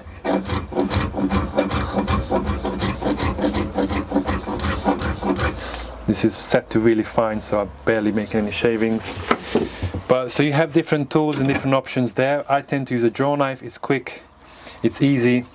So now, because we're traveling down, we need to look at the symmetry on the front. So if this two curve here, but how it tapers down, is equal on either side, so again looking at the center line, and same on the back. You see here, if these two are equal to each other, so they look pretty good. You see I carved away these facets, so I'm going to re-establish that a little bit later, but let's have this axe head traveling down further.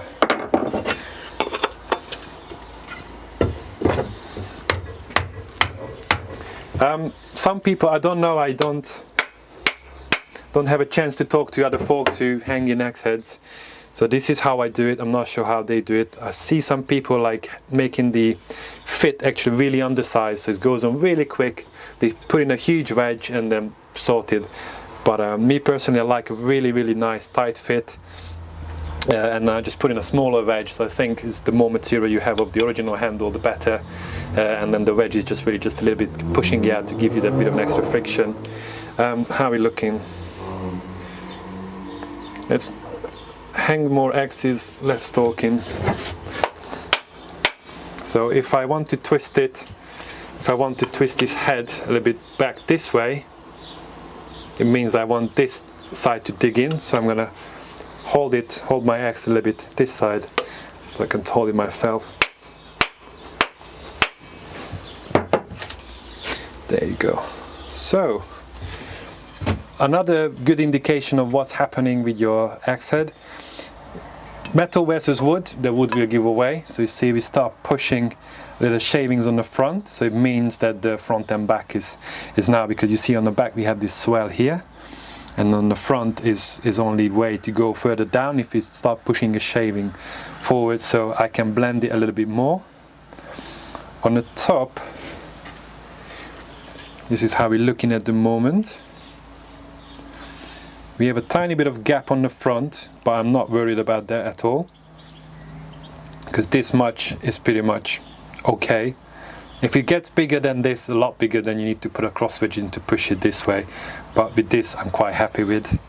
We try to keep it really close to the front and back. And as we're traveling further down, we're trying to really just blend it in really gradually, so don't give it more space. This is not going to move back and forth, this is not enough for it. But now we're nearly there, so we just only need to travel down a little bit more, and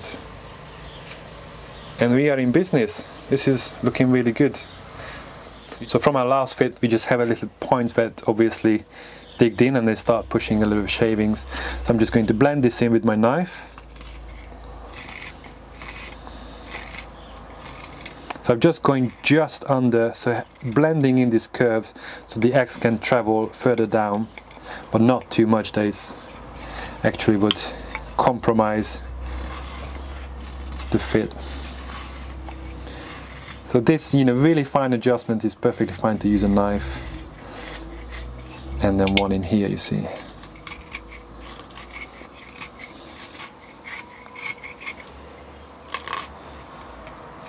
So this hang went relatively smooth, didn't have much of an issue at all. So let's put it back on, and if we're happy with it, we're going to move on to the shaping of the handle, which will be, so you see, you can tell, like, you have this kind of, so this is all the movement I have on the axe head.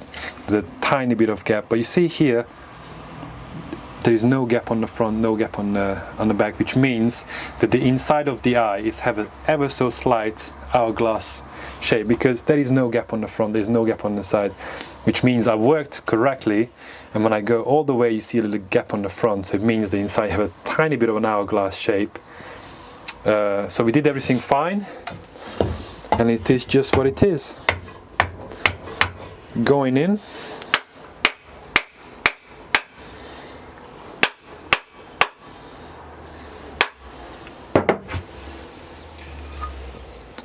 Perfect. So if you're looking at fit, nice and tight all the way around.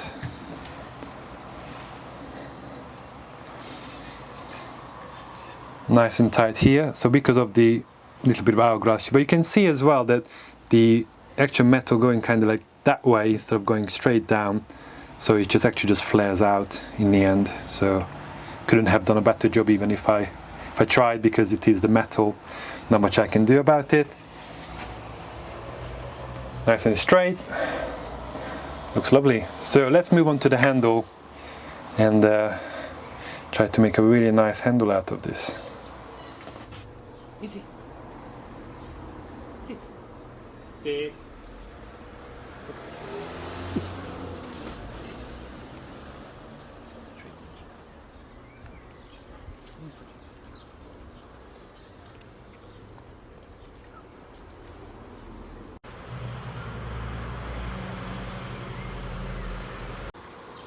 It's time to carry on with our facets on the handle.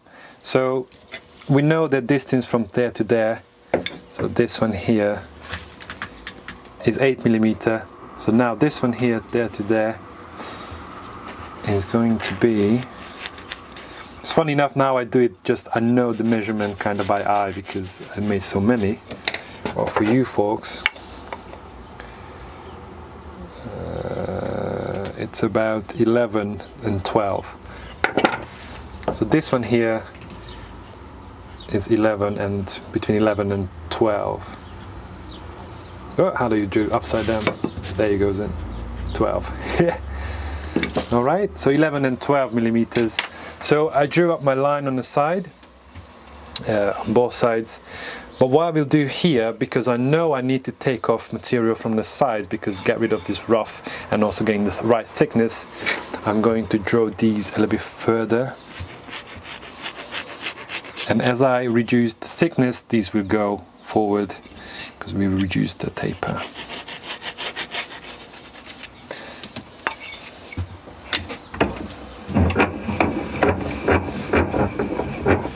Put in my vise. Get the soft jaws so it's not going to crush the actual handle. I gave a quick strop to my Drawknife, so we're ready to go. I can see my line on the side guidance. In here you can see the edge, which is this is what I want to go to. However, I have a graphite, so it's just pure graphite this, and I just put it on the edge. Just draw a line, so it just visually makes it a bit pop a little bit more, so you can see it easier when you go at it. And I remove this peak, so you see as I started here, I'm just going to carry on with this cut all the way here, and I think I will start roughly here because the grain direction changes. So you see here I remove most of the material with the bobbin sander, and I'm just going to blend those two together. I developed this technique for this particular thing, I don't know, maybe just an instinct wise. So what I tend to do is I lock one hand, so the one above, in place, and I kind of like pivot the bottom, so I kind of do this motion while I'm also moving it sideways. So you see I'm not really, this kind of elbow lock to the side of my body, and this I'm just kind of pulling it downwards so I can have a really nice clean cut. I'm just slowing it down a little so you can see. So you see I'm always picking up from the previous cut, and there's a super smooth surface here, and I'm going to try to stick to my line.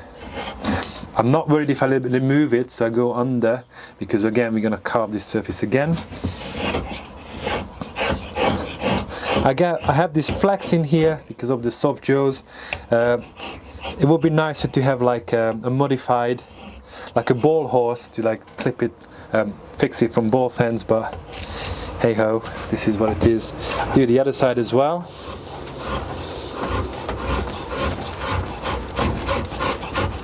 So this is the actual speed I'm doing it at most of the time. Good. And I'll just go back a little bit to do a bit of a touch up. And I stop here. So I'm going to flip it over, bevel side facing down.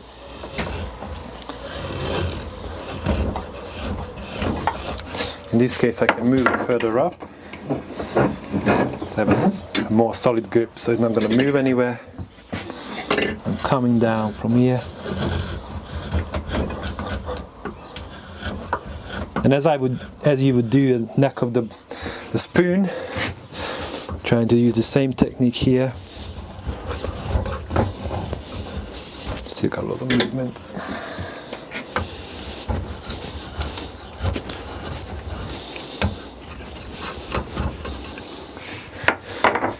If you can't create a really nice smooth surface, don't worry. I'm going to show you how to touch it up with a spoke shave afterwards. So we have the main facet, and it's already just makes all the difference.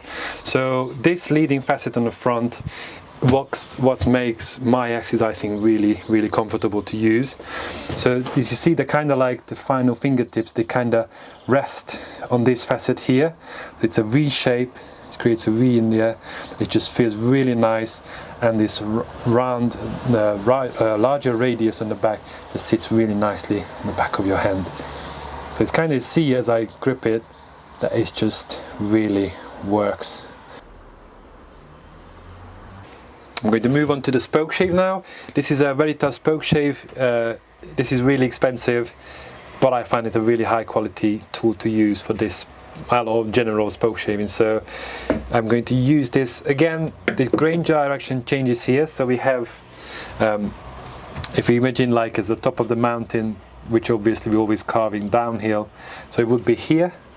This is the highest peak, and then the lowest valley here, which again the grain direction will change. So I need to carve from here to this side, from here down there, and here as well down there, and now changing that direction. Theoretically, now I start carving it, might be the wood will say, no, it's perfectly fine mate, go for it. Or it could be that it will be something totally different. So this is a flat bottom, so obviously we can get to the curve, so I'm not going to do any damage here on any, I'm not going to touch on anything. I'm going to flip over here. So you see now it started tearing out, which means that actually the grain is saying, you know what, it's fine to carve from this direction. So I'm just going to flip it over. See, perfectly fine.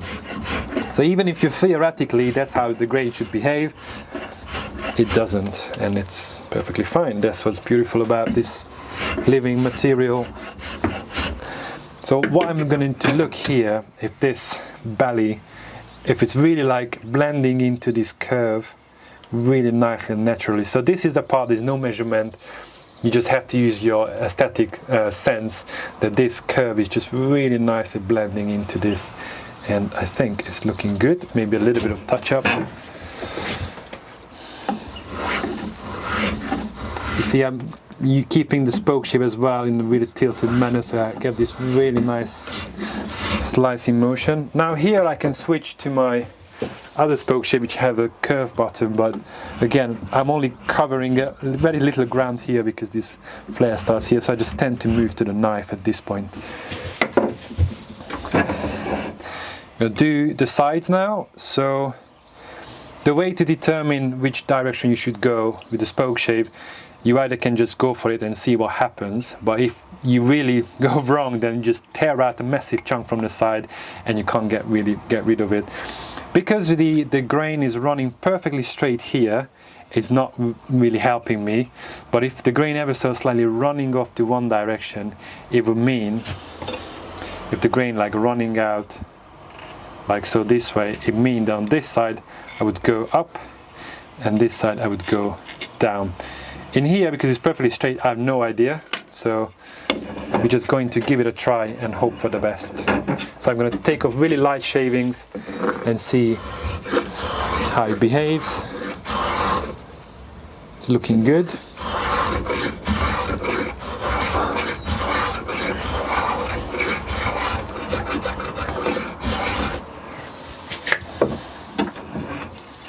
So theoretically, if I go down, you know, carving downwards, on the other side is going to go upwards.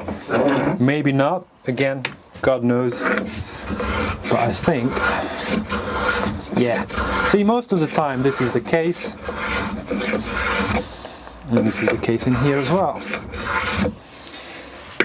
Now, how thick or how thin you go down on the side, I tend to just feel it in my hand and assume I have a large hand. So when you're a tool maker, when you're making a tool for the masses, you're going to have a lady, a really tiny or a tiny man who have a really small hand, really skinny fingers, and they're going to find this handle extremely thick. You have a big lady or man who has a large hand, really big fingers, and they're going to feel like this is really a thin handle. So when you think about ergonomics for other people, you need to find a really niche, really finely detailed middle ground, which is good for everyone, which is impossible. You can't please everyone, but I'm trying to aim for that kind of happy medium, that everyone is happy. So people with a tiny hand, they're going to think it's ever so slightly too big, but it's all right. So the two extremes. Again, I'm 6'7", 2 meter. Oi, sorry. I'm obviously the two, only one of the extreme as well. But for the people who obviously have tiny hands and really small build, we made them the small carving axe. You see a little bit thinner, slimmer, and it's a lot lighter as well. So this is one of the way, that's why I make 4 different type of axes. I'm trying to cater for people with different abilities and different sizes. So I removed the material, smoothed it down on both sides, and I'll be looking at 27mm at the moment. The ideal thickness, in my opinion, between 26 and 27. If I do the small carving axe, is due from 25 to 26. It's only a couple of millimeters difference, but it makes a huge difference. Because really that's all it takes with a nice handle, if you feels right or wrong. So I'm on 27 at the moment. I'm going to go a little bit smaller. So just ever so slightly, I'm going to take off a little bit more.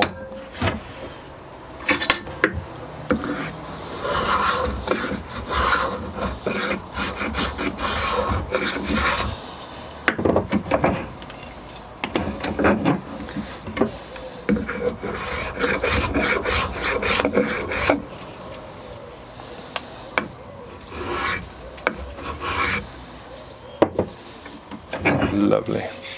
Now I've got the back. So I'm going down.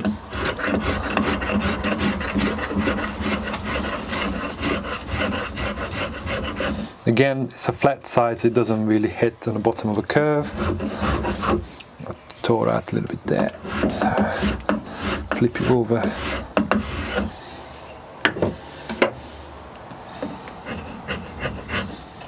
So there's a constant switching between tools to cater for angles, grain direction, everything. Yes.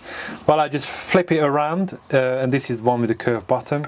So this is, for me, is production work. So I want to be quick about it. So I just have everything at hand, just flip it over whatever I need.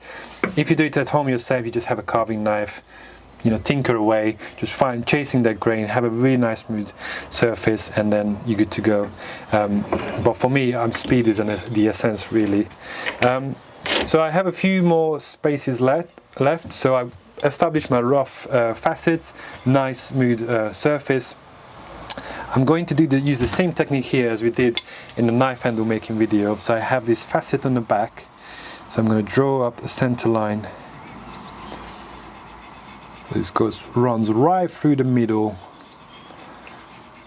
I'm going to stop here because we need to re-establish that facet there. And for the viewers watching, where Peter just referenced a knife making video, if you're not aware, prior to this we did film a 2-part mini-series on carving knife handles. So we looked at carving knife handle ergonomics, as well as carving a carving knife handle and attaching it to a blade. So link to that will be down below. In here I'm just going to use a knife because it's quick and easy. So I'm just re-establishing this facet, running down, blending it into that larger one. So remember, this one I established it with a router, and this one I'm doing it by hand.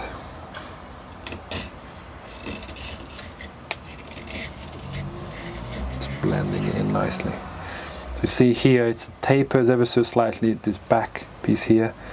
So now what I'm doing, I'm just establishing the main facets, the main shapes, and then once I'm happy with everything, feels nice in the hand, then I do the fine details and all blending in the finer details.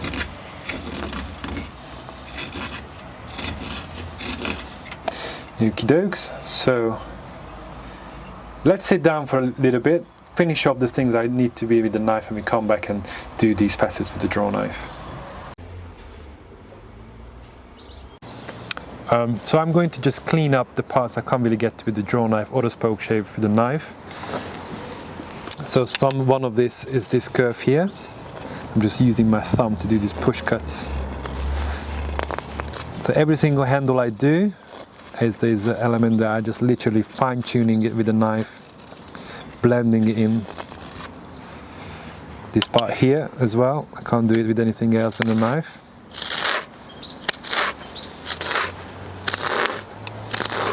What are you doing? Get out of my pocket. You're hiding your treats in there. Yeah, I know. Monkey. So I flip over. So I'm doing this reinforced pull cut. Same way as you would carve a spoon. There are some of these grips are transferable. See here the grain direction changes, so I would start coming from this side. Same as here as well.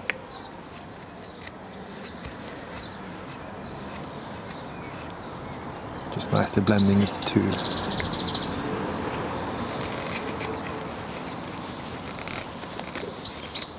So it's very much like a hand-carved handle. Even if we've done a lot of work at the beginning with the machines, that's just for removing the bulk of the material. I'm doing the fine-tuning with the knife to make sure every detail, every little section of the handle is perfect. So now here I'm going to blend this into the handle.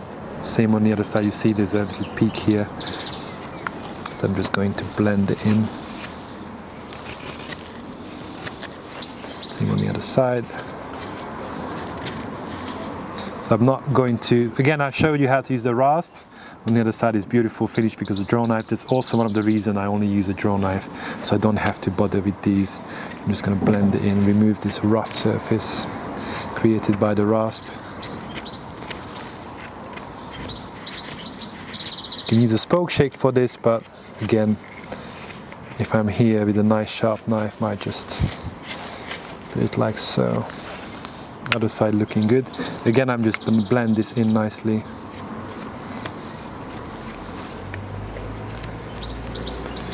So it's really nicely just flows into the very tip. And I'm going to check on the back if this is symmetrical on either side. It's looking good. I'm happy.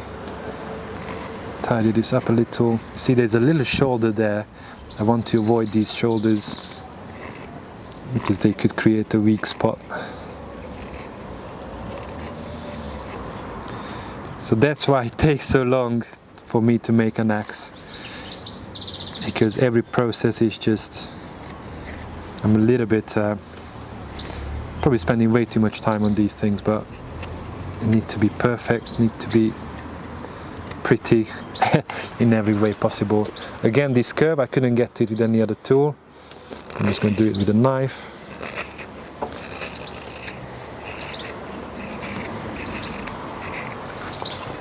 Grain direction changes, so I'm going to flip it over.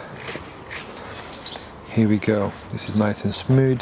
Good, good. I'm just going all the way around, checking everything.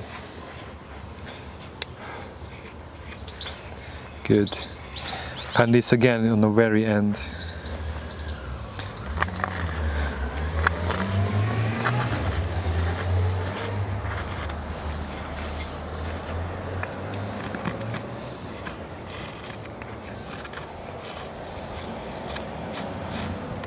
I'm doing these, clean up all the faces first, because once I put in these last facets, they're going to be the last kind of step.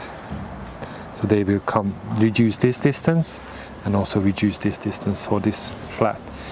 So the only rough areas we got left is this facet here, which we'll recarve, and these sides here on either side.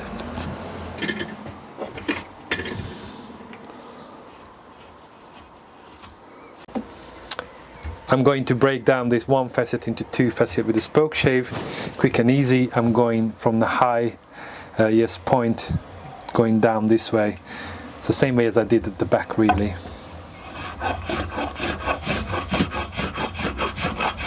Let's take off a little bit of rougher shavings, thicker ones. So I'm tilting the spoke shave to one side to take away this material here, so create this facet, and then I tilt it the other direction. And what I'm looking at, that the facets are equally, the width is equal, and the peak is running exactly where my pencil line is. So this is looking really good. Again, it's a curve here, so I can't get there with the flat, but in here I can flip it over. Staring out the grain, going the other direction.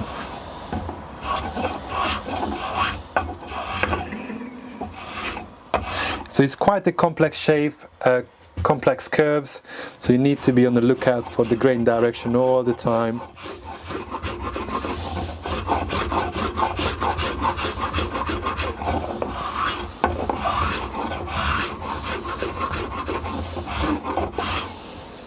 Let's see what happens on this side.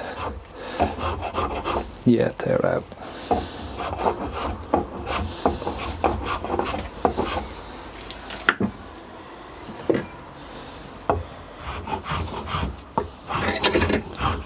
You can tackle a little bit longer with the curved one, but I need to finish it off with a knife anyway. Good, good, good. I'm happy with this. Let's quickly move on to the knife.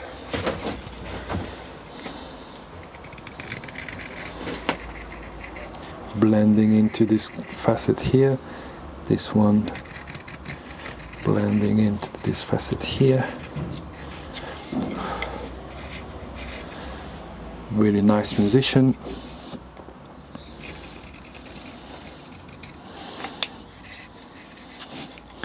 And in here,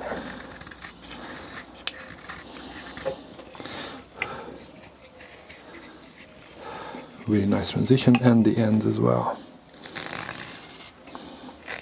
So this is bone dry ash, but it's carves with a good knife. Oops, misjudged that. One side.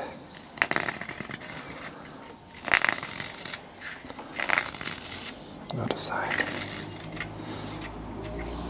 Done.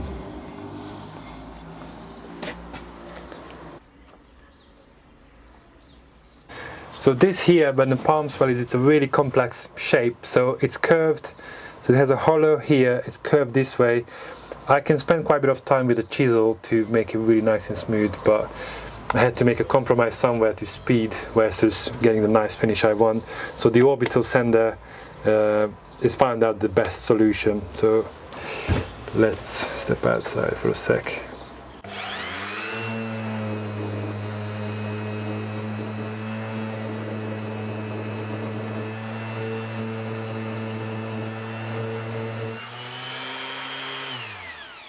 So you see, it has a perfect finish, and it exactly fits into that shape what I was needed.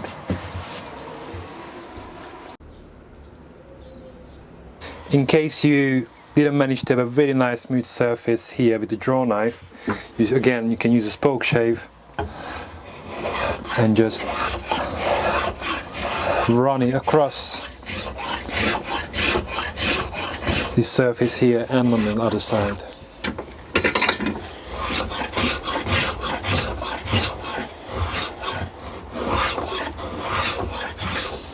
I'm reducing this distance on the front a little bit to make it tighter. If I give you a measurement, it's about 6 millimeters on the front. So again,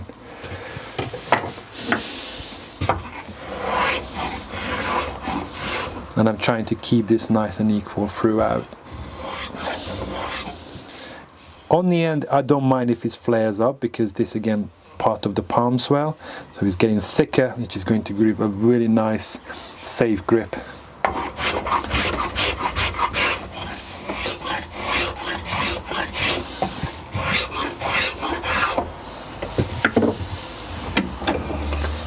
So at this point I will just check how does it feel in the hand. Overall it's no point, so I'm just checking roughly, but the final once you have the weight on the end of the handle, it behaves very differently. It feels, I'm just check, so all the position you're most likely going to hold the axe, so the lower one feels good. I think we will increase these facets on the back. It's a little bit too like a more of a corner like, and I might reduce this distance a little bit. So this is the fine-tuning part, and not much. I can't give you a top tip, I can't really explain. It's just, you just have to feel it by hand of what's going on. And this is the good opportunity to make your handle really yours. That feels good for you, feels good for your hand. This is where the palm swell will just blend into a really flat surface here. So I'm going to run this into the point there, and runs across the front and blends into this side here. So I need to touch up on the area there, and on the back we just run across there and there. So I'm going to take this on a bandsaw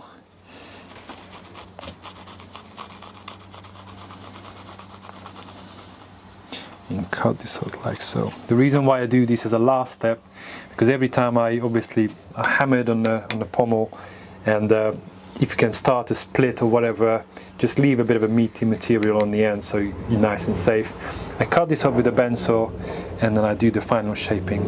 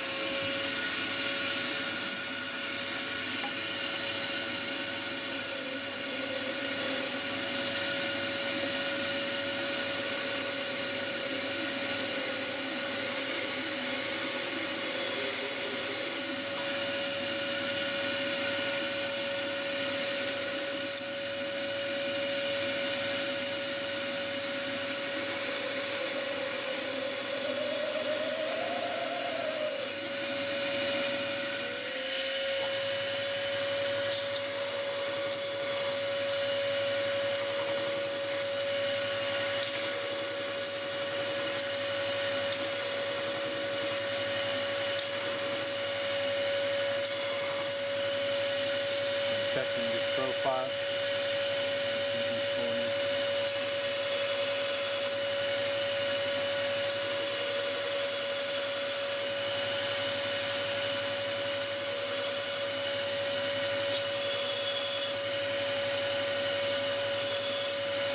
Checking if these are equal.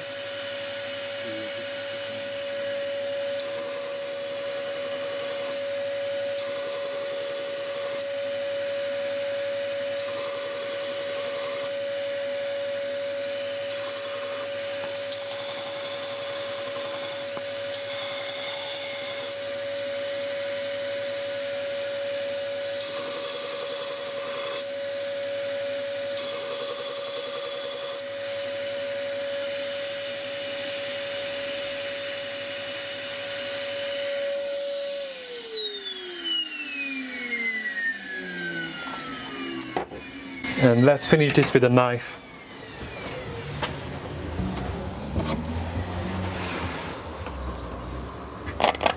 So I'm just following these two facets on the back.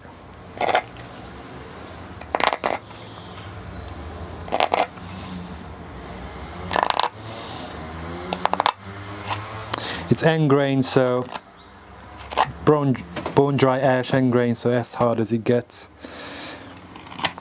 I could sand these down, but I just really enjoy this kind of knife finish.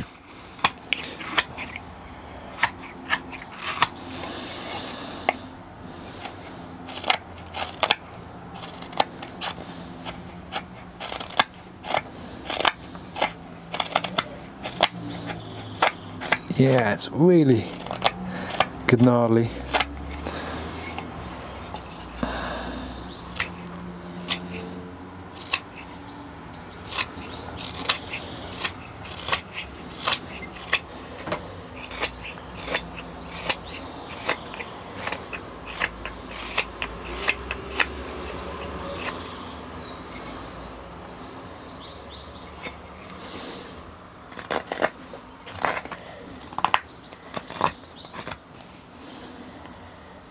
Keep everything nice and in line and straight. And if these are not perfectly symmetrical, I can still adjust it with the knife. So this one is either going this way, yes. Sometimes when I carve it from this way, it just splits right off. But this one is lucky. So I mentioned that there I had a little from the bobbin sander, so I'm going to touch that up.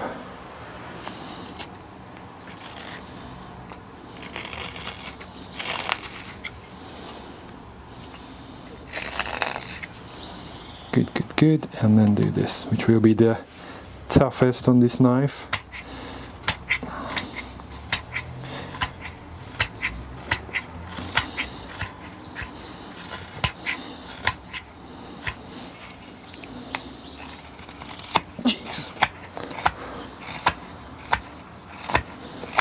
You know, this is the kind of thing I'm really just kicking myself in the leg, but because it's a pain to do. But I think once it's nicely oiled and you kind of just look at it and you can see all these really nice facets, it's just worth it in the end.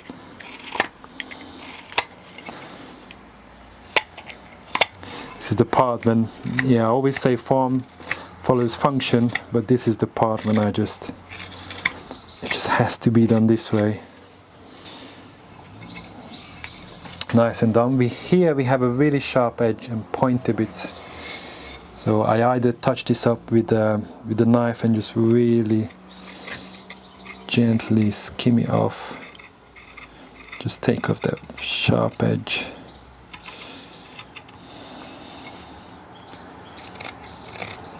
See, I've got a bit of a left there.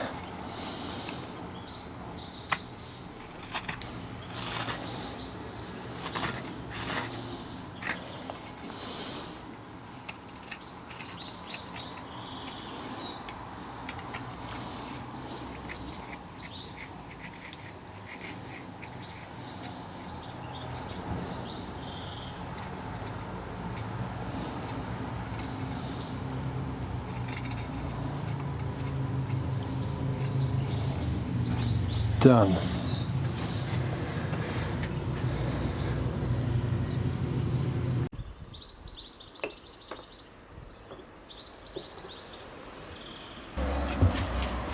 We got to the final stages of making our handle finally.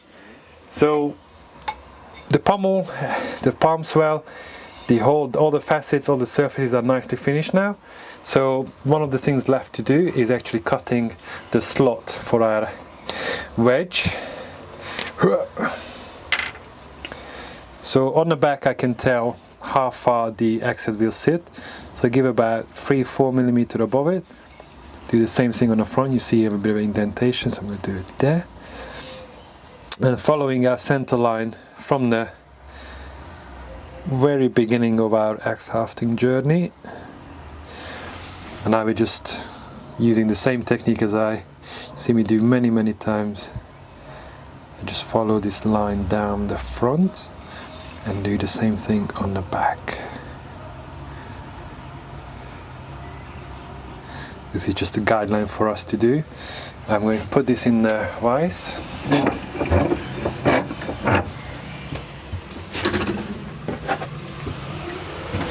this draw.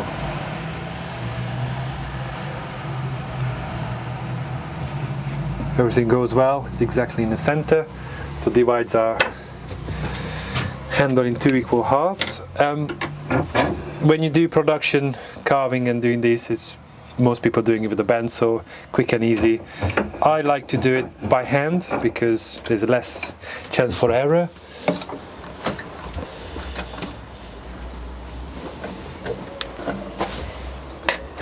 So that's what, a sideways vice? No, this is like a normal vise. I just okay. So I just mounted it this way, so it's basically works perfectly for me for this purpose. So I'm making a cut just there, so creating a groove. So this is a Dozuku type of saw. So one side is for cross cutting, this one, and one's for cutting along the grain. So I start off my groove and I switch to the other one. You can cut with the grain.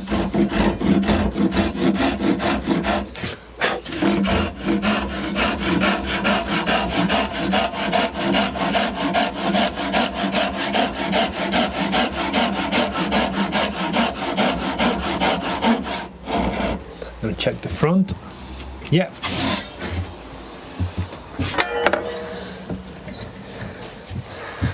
So I was cutting along the line on the front, on the back, but this groove is way too small for what we need it for, so I'm going to use a different saw to just widen this a little bit,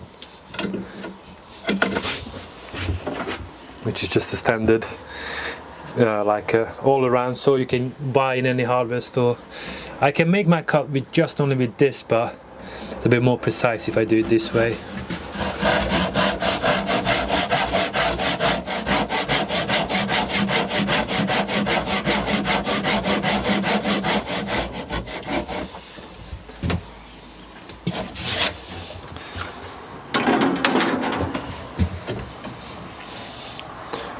So that's what we're looking at. Happy days.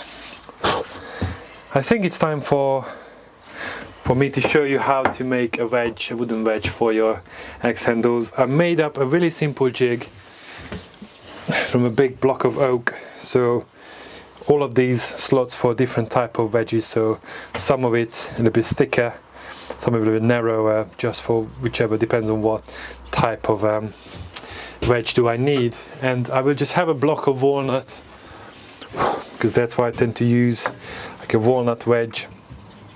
Is that because of durability and aesthetic also? It's mainly just for aesthetics. So the walnut is a relatively hardish wood, which will be ideal for a wedge. There's all sorts of debate about soft, so having a hardwood handle and a soft wood wedge and so on. I think walnut is ideal. I think what we need to probably worry about more is how it changes, expands and shrinks as the moisture is exiting and entering the wood. If you soak your wedge in oil inserting it into your handle, that is not going to move much. So remember, the wedge is the one basically holding the whole axe together. So if the wedge comes out, then your axe head will fly off. I will get I'll touch on this once we assemble the whole axe, and I will explain how I do my wedging process. So let's do this. So I have a piece already. So you see it's already in an angle, so it means that I used this before to cut some wedges with this, and I'm going to push my super duper jig just against the blade. It's a bit too much. So what I want there as I push it forward is not touching the side, the blade as it goes, but it's just super duper close. And the wedges I use, they are quite small and the angle is quite narrow, but I also explain it later. Why is that? Googles. You wanna come to this side, Zed?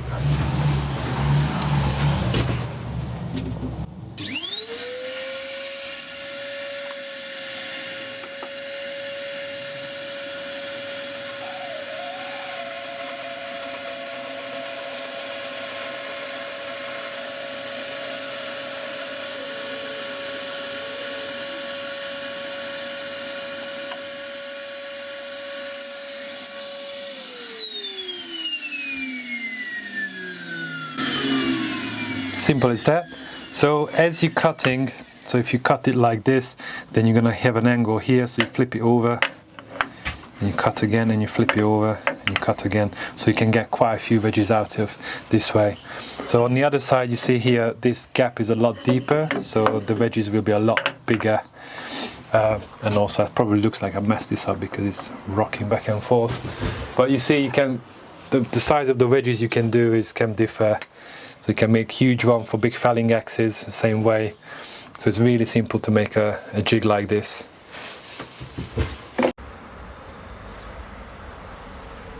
So once after I cut out my wedge, I will just, if you look quite closely, you can see with the bandsaw we have these like kind of ridges left on our wedge, which is actually really beneficial for us because it's really grips onto the wood as I press it into it. So I'm going to sand it down a little bit, so a bit flatter, but I'm trying to leave some of the ridges on the first like 2/3, so the part that actually will be visible from the axe, I want to have it nice and smooth so it looks good, but I also want to keep this functionality.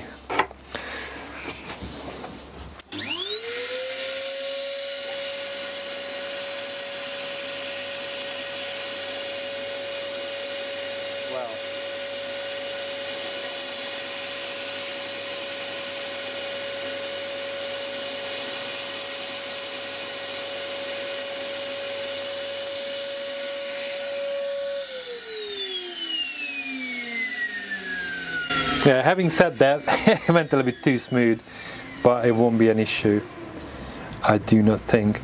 So the wedge is roughly done, and now it's time for us to, so I sharpen my axe head, so now is razor sharp, and because I cut out this material in the middle, the axe head should go on its own a lot easier.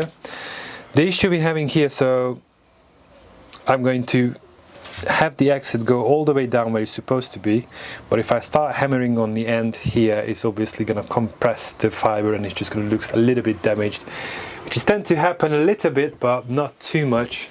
So what I do to avoid that,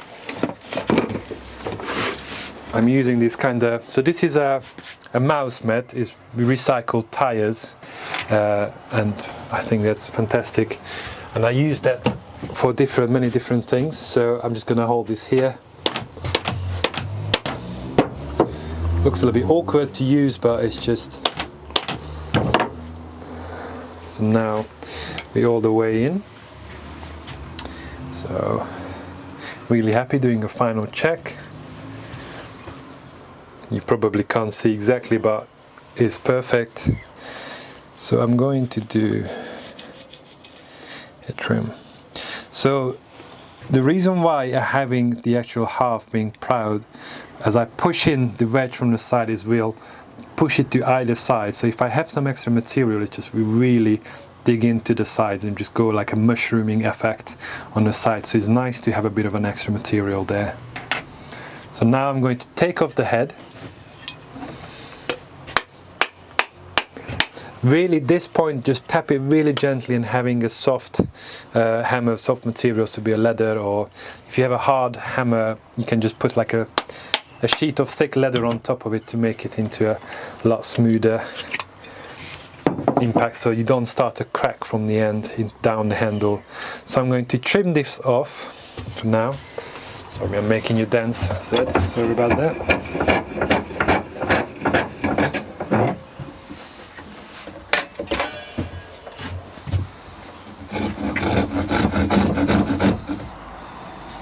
Side.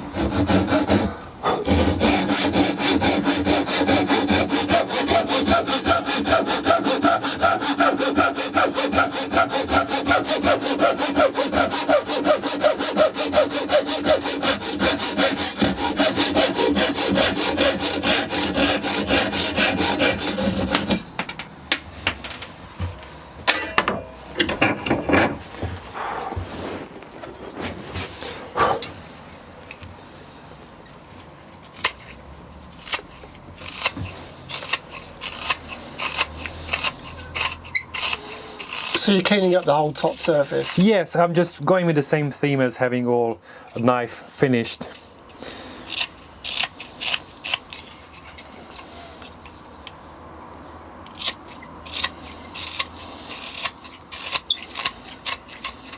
And then I will break down this edge here. I just put a chamfer around it.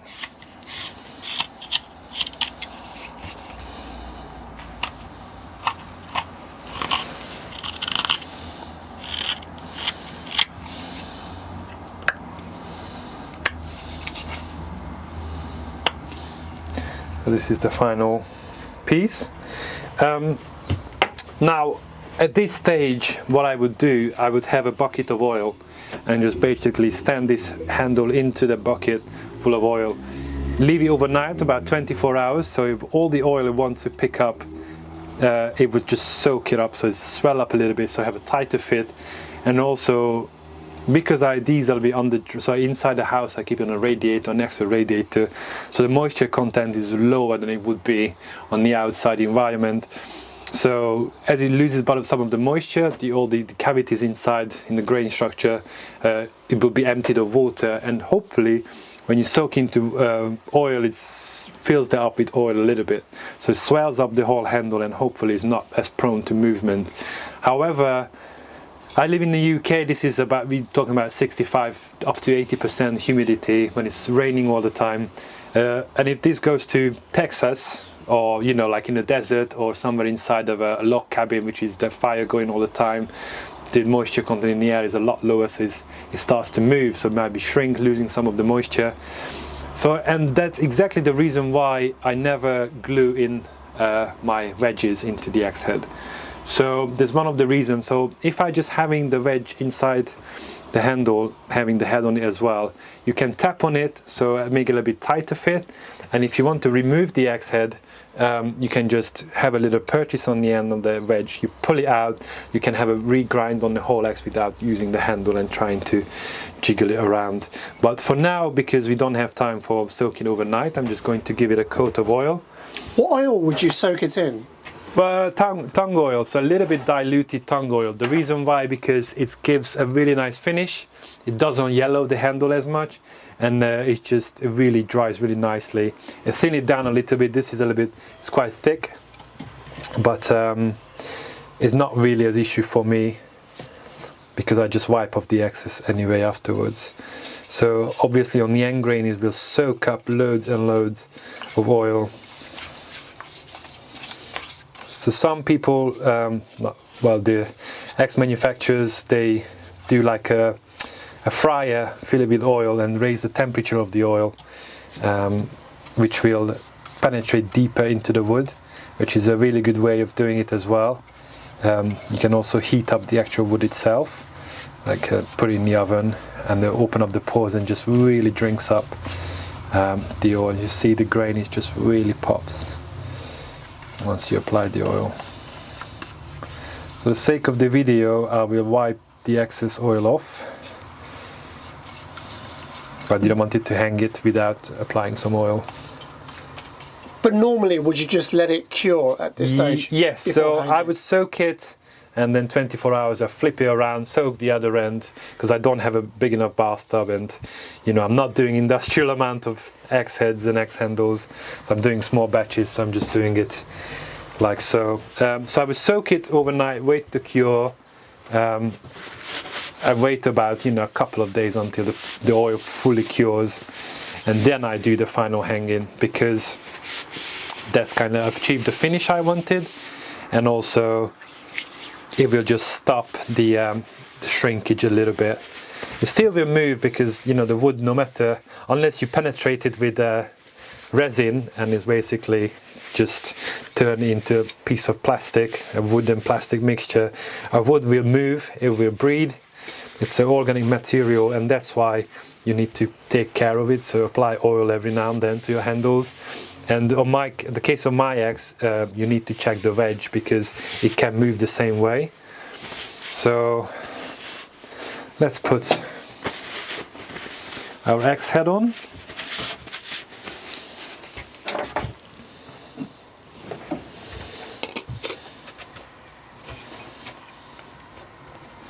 I'm going to use this awkward method again.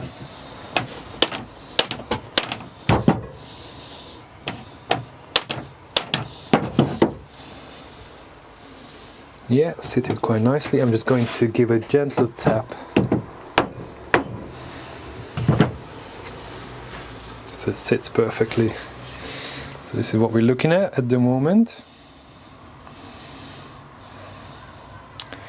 And now, there we go. So with the wedge, I would do the same treatment. So I would soak this overnight, so the wood is nicely penetrated with oil. Again, just remove a little bit of a shrinkage. If you want your axe head to be permanently fixed, you don't put oil on the wedge, you just put some PVA glue in there, and that's how you wedge it in. So now one thing before I put this in, you see that my wedge on the front has sharp edges, so this is a 90-degree angle to the side, but on the eye I have a round surface. So what you could do, just grab a knife, any knife, just break down these edges. You can use it on the belt sander, or you can sand it down.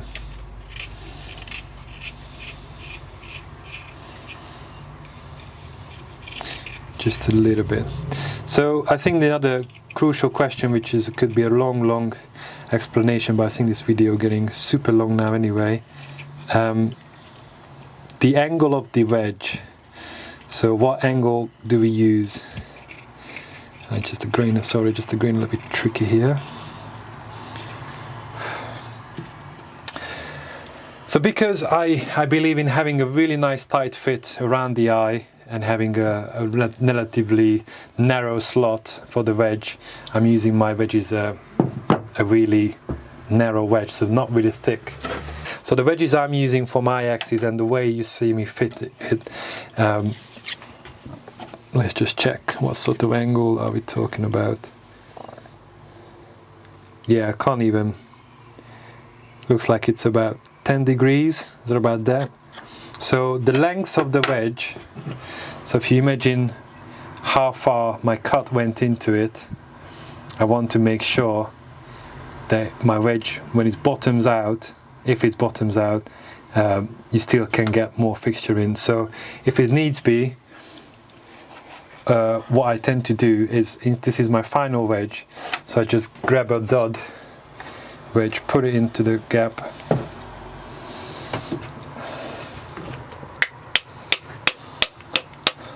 just hammer it in a little bit.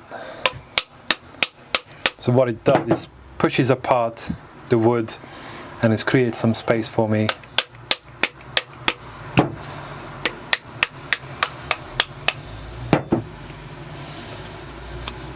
So you see now the gap is a little bit bigger, so I can just put in my wedge.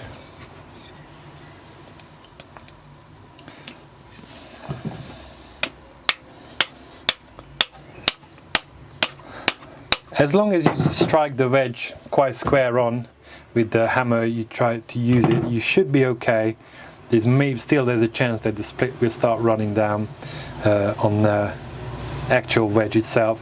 So the best way of doing it, there's some people do it that they put a block on the top and they strike it from the top, but what works for me, or you can use obviously a press and just literally just press the wedge into the handle, which would be a really nice setup. I would love to have one of those large arbor presses and do it that way, but I haven't got my hands on it, and this workshop is tiny, so I can't really fit it in.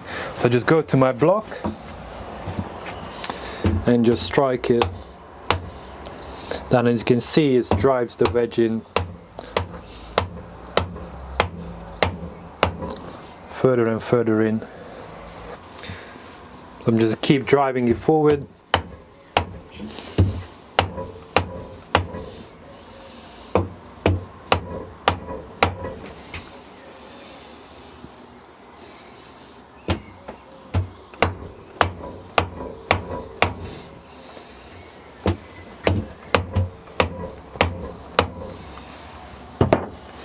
So you need to kind of find that happy medium. You can already see the mushrooming effect kind of comes to the side.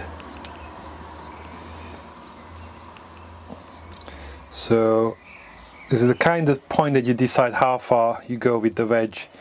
This I already know that it's not going to go anywhere, so I can trim this back side off.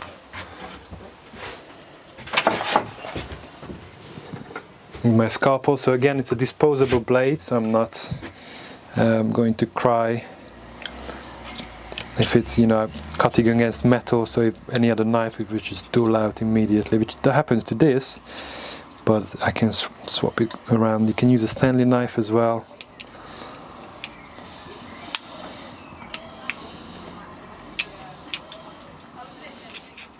Come on, you.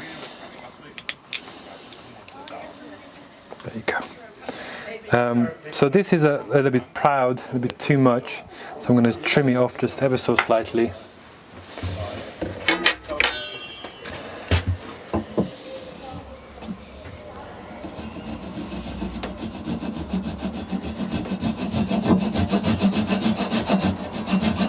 Following the same, so it's parallel with the top of the axe.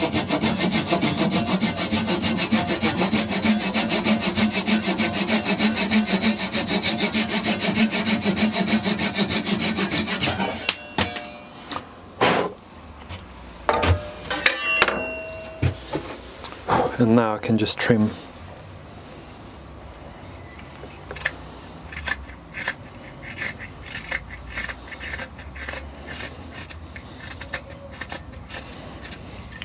So here you have some chance to put some decoration on the wedge as well, but you don't have to really.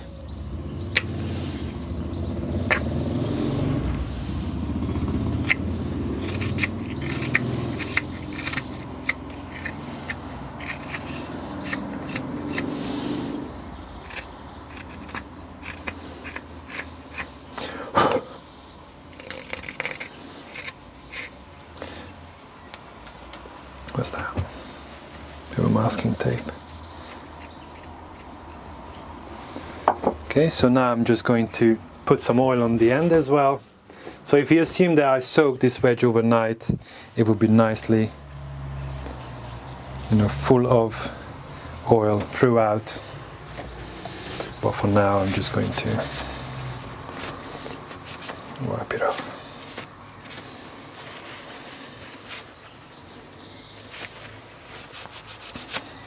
So what's great about this, doing the wedge this way, if I wanted to, I can just put this into the vise upside down, and I tap it with a hammer from the front and from the back, and just start to wiggle it out as I'm pulling it gently, and then I can pull the whole wedge out.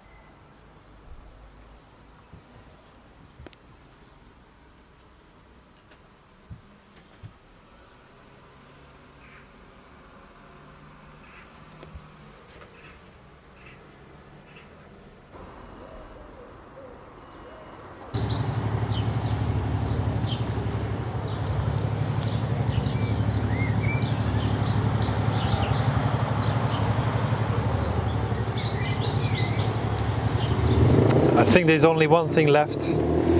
So we completed our axe. The wedge is in, nicely sharpened. Let's give it a go. It's a nice bit of cherry. Whoa! Yeah, I think it will be fine.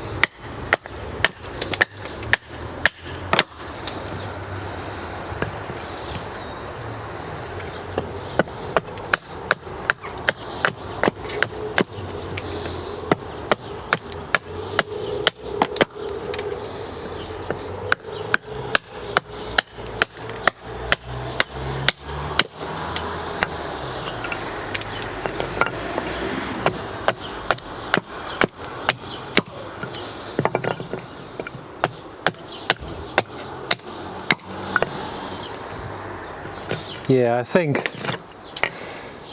this will do quite nicely.